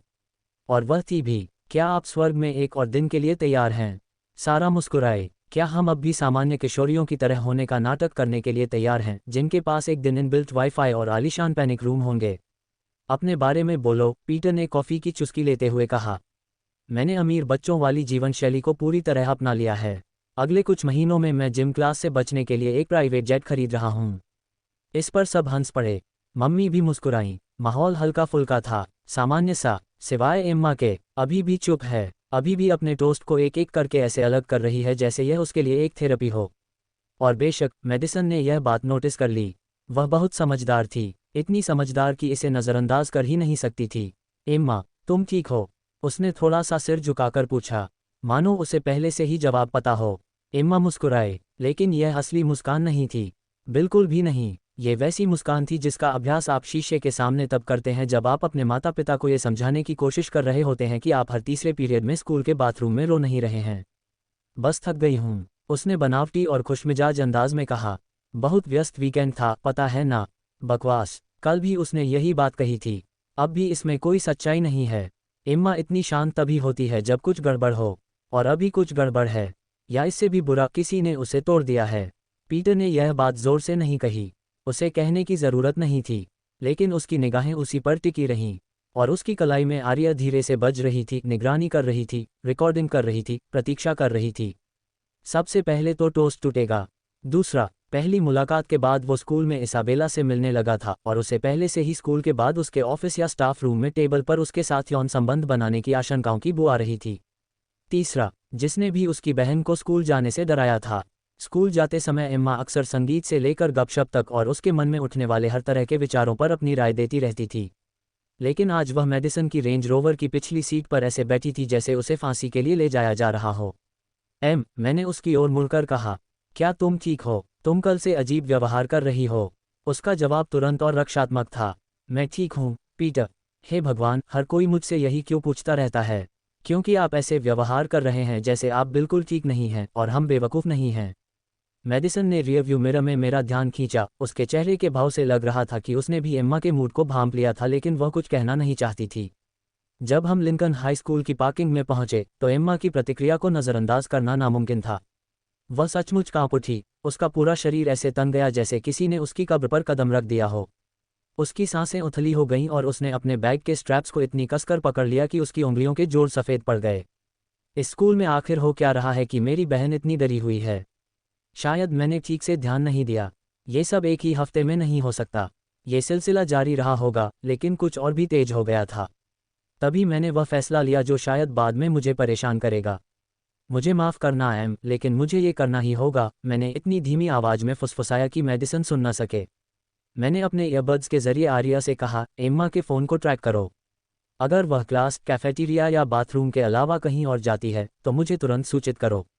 आर्या का जवाब उसी अजीबोगरीब आत्ममुग्धता भरे गर्व के साथ आया जो उसने विकसित कर लिया था। हे गुरु, आप तो मुझे इतनी सरल विनतियों से भी आहत कर देते हैं। लिंकन हाई के दयनीय सुरक्षा नेटवर्क के जरिए एक किशोरी के स्मार्टफोन को ट्रैक करना। मैं तो ये काम आंखें बंद करके भी कर सकती हूँ, साथ ही साथ डे ट्रेडिंग और सिम्फनी की रचना भी कर सकती हूँ। इसे हमेशा की तरह त्रुटिहीन ढंग से निपटा दिया गया समझिए। मैंने आंखें घुमाईं। आर्या अपनी क्षमताओं के अनुरूप अहंकार विकसित कर रही है। शानदार। आंखों पर पट्टी बांधने की बात कर रहे हो? तुम्हारा चेहरा तो है ही नहीं। बस बिना फालतू की टिप्पणियों के कर दो, मैंने बुदबुदाया। मुख्य भवन की ओर चलते हुए मैंने एक और असामान्य बात देखी। टॉमी अपने लॉकर के पास इंतजार नहीं कर रहा था, जैसा कि वह पिछले 3 सालों से हर स्कूल के दिन करता था। सुबह की दिनचर्या के मामले में मेरा मोटा दोस्त परमाणु घड़ी से भी ज्यादा भरोसेमंद था। अजीब, सचमुच अजीब, कुछ तो गड़बड़ थी।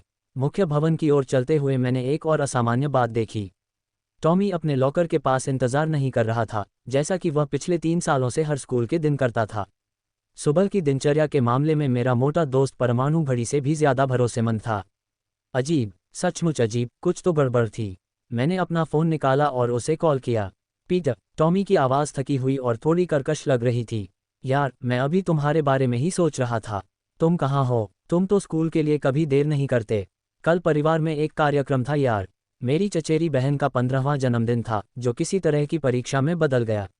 मैं रात के 2 बजे घर लौटा और आज सुबह मेरी हालत बहुत ख़राब थी। माँ ने कहा कि मैं घर पर ही रह सकता हूँ। टॉमी एक पारिवारिक पार्टी के लिए स्कूल नहीं जा रहा है। ये तो टॉमी का सामान्य व्यवहार है। मैंने कहा, ठीक है, आराम करो यार। रुको रुको रुको, टॉमी ने कहा, उसकी आवाज़ में बेचैनी किसी खराब रीमिक्स की तरह बढ़ती जा रही थी। फ़ोन रखने से पहले क्या बकवास है, पीट। हम लगभग 50 फीट की दूरी पर रहते हैं और मैंने तुम्हें कई दिनों से देखा ही नहीं है। क्या मेडिसन ने तुम्हारा सारा ध्यान अपनी ओर खींच लिया है? अगर तुम अच्छे बालों और महंगे लिप ग्लॉस के बंधक हो तो 2 बार पलकें झपकाओ। ये रहा, खोया हुआ बेटा लौट आया है, भावनात्मक ब्लैकमेल और नाटकीयता के साथ। मेरी पसंदीदा तरह की दोस्ती। ऐसा नहीं है, मैंने कहना शुरू किया, जबकि मुझे पहले से ही पता था कि यह बिल्कुल वैसा ही था। बिल्कुल बकवास, ऐसा नहीं है। मैं तुमसे मिया के बारे में बात करने की कोशिश कर रहा था। तुम्हें पता है ना, मेडिसन के ग्रुप की वो लड़की जो पनीर के पिघलने के तापमान के बारे में मेरे ज्ञान को मदद की गुहार नहीं समझती। और तुम किसी गड़बड़ एनपीसी की तरह गायब से हो गए हो। और वह सही था। टॉमी, मेरा सबसे पुराना और इकलौता दोस्त, मुझसे संपर्क करने की कोशिश कर रहा था, जबकि मैं रहस्यों, कृत्रिम वासना और चुराई गई सरकारी तकनीक से साम्राज्य की योजनाएं बनाने में व्यस्त था। मैंने उससे इस तरह दूरी बना ली थी जैसे मैं आत्माओं की दुनिया में किसी गुप्त अभियान की तैयारी कर रहा हूँ। मैं एक घटिया दोस्त रहा हूँ। एक लापरवाह, नैतिक रूप से संदिग्ध, कम सहानुभूति वाला घटिया दोस्त। लेकिन फिर भी, वही उसका सबसे अच्छा दोस्त है। टॉमी, मुझे माफ़ करना। हालात बेहद तनावपूर्ण हो गए हैं। लेकिन ये किसी बात का बहाना नहीं है। और मर्सिडीज़ के साथ क्या गड़बड़ चल रही है? उसकी आवाज़ इतनी कर्कश हो गई कि मैंने झट से फ़ोन अपने कान से दूर कर लिया। मैंने आज सुबह तुम्हारी माँ को एकदम नई जीएलई चलाते हुए देखा। यार, क्या तुमने लॉटरी जीत ली? किसी क्रिप्टोकरेंसी एक्सचेंज को लूटा? या किसी मरे हुए अरबपति चाचा से हीरे की खान विरासत में मिली? टॉमी में हमेशा से ही एक ऐसे षड्यंत्र सिद्धांतकार जैसी अवलोकन क्षमता थी जिसे एडीएचडी हो। जरा सी भी असंगति का आभास होते ही वह लाल धागे से घटनाओं की समयरेखा खींचने लगता था, मानो वह किसी सच्ची अपराध वृत्तचित्र के लिए ऑडिशन दे रहा हो। मैंने कहा, ये जटिल है, जो तकनीकी रूप से सही था और साथ ही साथ इस दशक का सबसे कम करके आंका गया कथन भी था।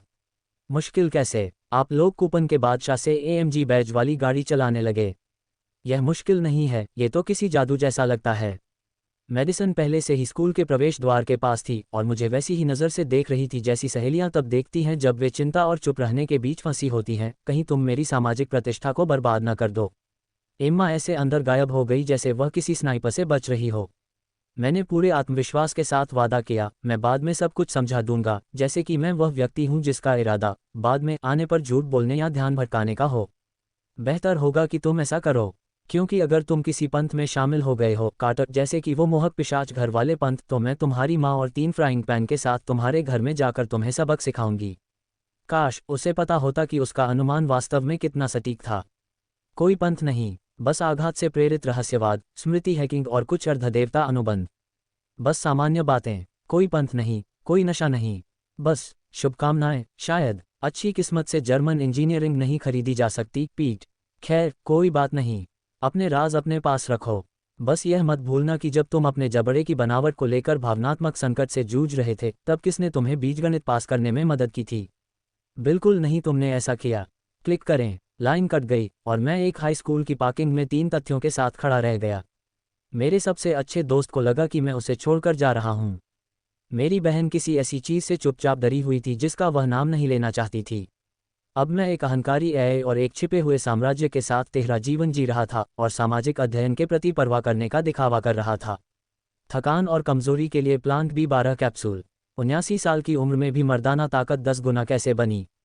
आर्या की आवाज़ मेरे ईयरबड्स में ऐसे गूंजी जैसे किसी कन्फेशन बूथ में कोई दम्भित फुसफुसा रहा हो। सिस्टर एम्मा अपनी पहली पीरियड की कक्षा में आ गई हैं। तनाव का स्तर सहने योग्य है। क्या मुझे और गहन निगरानी शुरू करनी चाहिए? शायद उनके मैसेज थ्रेड्स की मनोवैज्ञानिक छानबीन करनी चाहिए, या हल्का सा न्यूरल पोक करना चाहिए। मैंने धीमी आवाज़ में कहा, अभी नहीं। बस देखते रहो, अगर कुछ भी असामान्य दिखे तो मुझे बताना। समझ गया। फिलहाल निष्क्रिय निगरानी ही ठीक है। लेकिन अगर आपकी बहन को टूटी हुई वेंडिंग मशीन के पास घबराहट का दौरा पड़ जाए और आपने मेरी बात अनसुनी कर दी, तो मैं आपको रात में व्याकरण के व्याख्यान और पौन इतिहास के विश्लेषण से परेशान करूंगा। जैसे ही मैंने लिंकन हाई के मुख्य द्वार से अंदर कदम रखा, मेरे दिमाग में सबसे खतरनाक बात यह थी कि क्या मुझे किसी ऐसे व्यक्ति के बगल में बैठना पड़ेगा जो अभी भी बिना किसी व्यंग्य के योलो कहता है। मैं बस एक 16 साल का लड़का हूं जो 17 साल का होने वाला है, जिसके कान में एक बेहतरीन न्याय बैठा है, एक प्रेमिका है जिसे वह प्यार कर सकता है या बर्बाद कर सकता है, एक बहन है जो चुपचाप बिखर रही है, और एक सबसे अच्छा दोस्त है जिसे लगता था कि मैं हीरे की तस्करी करने वाले किसी गिरोह में शामिल हो गया हूं। एक और सोमवार, और मुझे इस बात का बिल्कुल भी अंदाजा नहीं था कि मेरे लिए अराजकता कितनी तेजी से आने वाली थी। श्रीमती हेंडरसन अपने पाठ को औपनिवेशिक जनसंपर्क की बजाय दैवीय उद्देश्य जैसा दिखाने की कोशिश कर रही थी, तभी कक्षा का दरवाजा चरमराते हुए खुला। वातावरण बदल गया, नोटबुक के पन्नों की सरसराहट थम गई, और फिर वह अंदर आ गई। नज़ लूना, सफ़ेद कोट पहने अराजकता का भविष्यवक्ता, लंबी, सदी हुई और किसी सपने जैसी खूबसूरत, जिसे किसी किशोर लड़के को देखने की कोई ज़रूरत नहीं थी। उसकी ऊंची एड़ी की आवाज़ उल्टी गिनती की तरह गूंज रही थी। स्याही जैसे काले बाल उसके कंधों से नीचे लहराते हुए, एक लाल लकीर एक तरफ मुड़ी हुई, मानो खतरे की आहट दे रही हो। उसके होंठ ताज़े पाप के रंग से रंगे हुए थे और उसकी आंखें ठंडी, चालाक बिल्ली जैसी कमरे को स्कैन करती रहीं जब तक कि वे मुझ पर आकर नहीं टिक गईं। पीटर कार्टर, उसने बेहोशी की दवा जैसी कोमल और उससे भी दुगनी सुन्न कर देने वाली आवाज़ में कहा। तुम्हारी ज़रूरत है, अभी। सबने एक साथ गहरी सांस ली। कुछ बच्चों ने धीमी सी सीटी बजाई। बाकी बच्चों ने हैरानी भरी निगाहों से एक दूसरे को देखा और पहले से ही अफवाहें फैलाने लगे। मैं धीरे धीरे खड़ा हुआ, कोशिश कर रहा था कि मैं दोषी, भ्रमित या उत्तेजित न दिखूं। लेकिन उसकी निगाहों में न तो कोई चंचलता थी, न ही गंभीरता। वह गंभीर और अत्यावश्यक थी, मानो मैं उसका कोई मरीज हूं जिसका उसने पहले ही निदान कर लिया है, बस अभी तक बीमारी का नाम नहीं बताया है। क्या वह ठीक है? श्रीमती हेंडरसन ने तेजी से पलकें झपकाते हुए पूछा। श्रीमती हेंडरसन की अर्थशास्त्र की कक्षा में बैठे हुए, जो एक ऐसे स्तर पर विडंबनापूर्ण थी जो आध्यात्मिक हास्य की सीमा तक पहुंचती थी। मैंने अपनी आंखों को धुंधला होने से रोकने की कोशिश की, क्योंकि वह आपूर्ति और मांग को इस तरह समझा रही थी जैसे हम अभी भी पाषाण युग में बकरियों के लिए वस्तु विनिमय कर रहे हों। ये दर्दनाक था, न सिर्फ इसलिए कि वह गलत थी, बल्कि इसलिए कि वह आत्मविश्वास से गलत थी, जो एक विशेष प्रकार की हिंसा है। शायद मैं वास्तविक अर्थशास्त्र के बारे में उससे कहीं अधिक समझता था, और शायद से मेरा मतलब है कि मैं दोपहर के भोजन से पहले ही एक छोटे से देश की मुद्रा को अस्थिर कर सकता था। लेकिन मैंने खुद को कुछ समय के लिए श्रेष्ठता की भावना को काबू में करने के लिए मजबूर किया और उस बड़ी समस्या पर ध्यान केंद्रित किया जो मेरे अन्यथा बेदाग आनंद के किनारों को कुतर रही थी, मेरी मास्टर प्लान में आई विशाल, स्पष्ट और आईआरएस के आकार की खामी। मैंने ये कर दिखाया, एकदम गायब हो गया, कोई सुराग नहीं मिला। शार्लोट के बचाव या बाद में अचानक उसके साथियों के आने का संबंध मुझसे कोई नहीं जोड़ सका। यहाँ तक कि माँ के पास भी एक साफ सुथरा, विश्वसनीय स्पष्टीकरण था। उन्होंने मुझे वैध समझौते पर हस्ताक्षर करते हुए देखा था, जिसमें पहचान पत्र और एक सुनहरा हाथ मिलाना भी शामिल था। वह संपूर्ण था, जब तक कि ऐसा नहीं हुआ, क्योंकि 16 साल के एक प्रतिभाशाली व्यक्ति द्वारा चुपके से एक साम्राज्य बनाने की बात यह है कि अंततः दुनिया तब ध्यान देने लगती है जब गरीब परिवार वास्तव में गरीब नहीं रह जाते। माँ ने अपनी एकदम नई जीएलई कार से काम पर जाना शुरू कर दिया था। आपको क्या लगता है कि अस्पताल की नर्सें गपशप नहीं करतीं? बिल्कुल नहीं, वे तो असल में गपशप में माहिर जासूसों जैसी होती हैं। और जब वह हमारे इस गरीब से घर को छोड़कर फिंगरप्रिंट स्कैनर और वाइन वॉल वाले किसी आधुनिक कॉन्डो या हवेली में शिफ्ट होगी, तो पड़ोसी या तो यह मान लेंगे कि उसने लॉटरी जीत ली है या वह किसी गिरोह में शामिल हो गई है। और अंदाज़ा लगाए कि मेहनतकश लोगों के अचानक अमीर हो जाने पर किसे सबसे ज़्यादा खुशी होती है। आयकर विभाग को। वह 3 अक्षरों वाला प्यारा सा परजीवी मेरे कंसल्टिंग कॉन्ट्रैक्ट की जरा भी परवाह नहीं करता जब उसमें धोखाधड़ी की बू आती है, और उन्हें इस तरह की चीज़ों को पहचानने की अच्छी समझ है। एक ऑडिट हुआ और फिर तो जैसे डोमिनोज की तरह एक के बाद एक घटनाएं घटने लगीं। ऐसे सवाल जिनका जवाब न तो मैं दे सकता हूं और न ही मेरी माँ। उनके खातों में मौजूद पैसों के बारे में वो कोई स्पष्टीकरण नहीं दे सकती, और सावधानीपूर्वक संजोया गया गुप्त अस्तित्व पूरी तरह से उजागर हो गया। तो हाँ, समस्या, मैं इसे कैसे ठीक करूं? इसका जवाब मेरी कॉन्टैक्ट लिस्ट में मौजूद था। शायद अभी घर पर इंस्टेंट नूडल्स खा रहा होगा और सोच रहा होगा कि उसका सबसे अच्छा दोस्त भावनात्मक रूप से अस्थिर बॉन्डर विलेन की तरह क्यों बात करने लगा है। टॉमी चेन, बधाई हो दोस्त, तुम जल्द ही करोड़पति बनने वाले हो। हाँ, उसे अभी तक ये बात पता नहीं थी, लेकिन यह एक मामूली बात थी। मेरी वर्तमान बुद्धि और आर्य की लगभग गैरकानूनी क्षमताओं के साथ मैं ऐसा सॉफ्टवेयर बना सकता था जो सिलिकॉन वैली के निवेशकों को हैरान कर देता। असली चुनौती कोई मूल्यवान चीज़ बनाना नहीं थी। चाल ये थी कि ये दिखावा किया जाए कि यह किसी ऐसे किशोर कोड की ओर से आया है जिसे नींद नहीं आती और जो एनीमे का दीवाना है और जिसमें थोड़ा बहुत ईश्वर बोध भी है, न कि किसी ऐसे व्यक्ति की ओर से जो सिर्फ ये देखने के लिए पेंटागन के फायरवॉल को आसानी से ध्वस्त कर सकता है कि क्या उन्होंने अपना पासवर्ड अपडेट किया है। योजना ये थी, एक स्टार्टअप शैली का सॉफ्टवेयर पैकेज बनाना, उस पर टॉमी का नाम लगाना, उसे कम से कम $20 मिलियन में बेचना। हम मुआवजा आपस में बांट लेंगे और अचानक कार्टर परिवार की तरक्की की कहानी कहीं ज़्यादा विश्वसनीय लगने लगेगी। मेरे बेटे के सबसे अच्छे दोस्त ने एक भाग्यशाली तकनीकी सफलता हासिल की और मेरे बेटे को भी अपने साथ सफलता की राह पर ले गया। ये वाक्य शाम की खबरों में 16 साल का लड़का चुपचाप अगला रॉथस्चाइल्ड बन गया से कहीं बेहतर लगता है।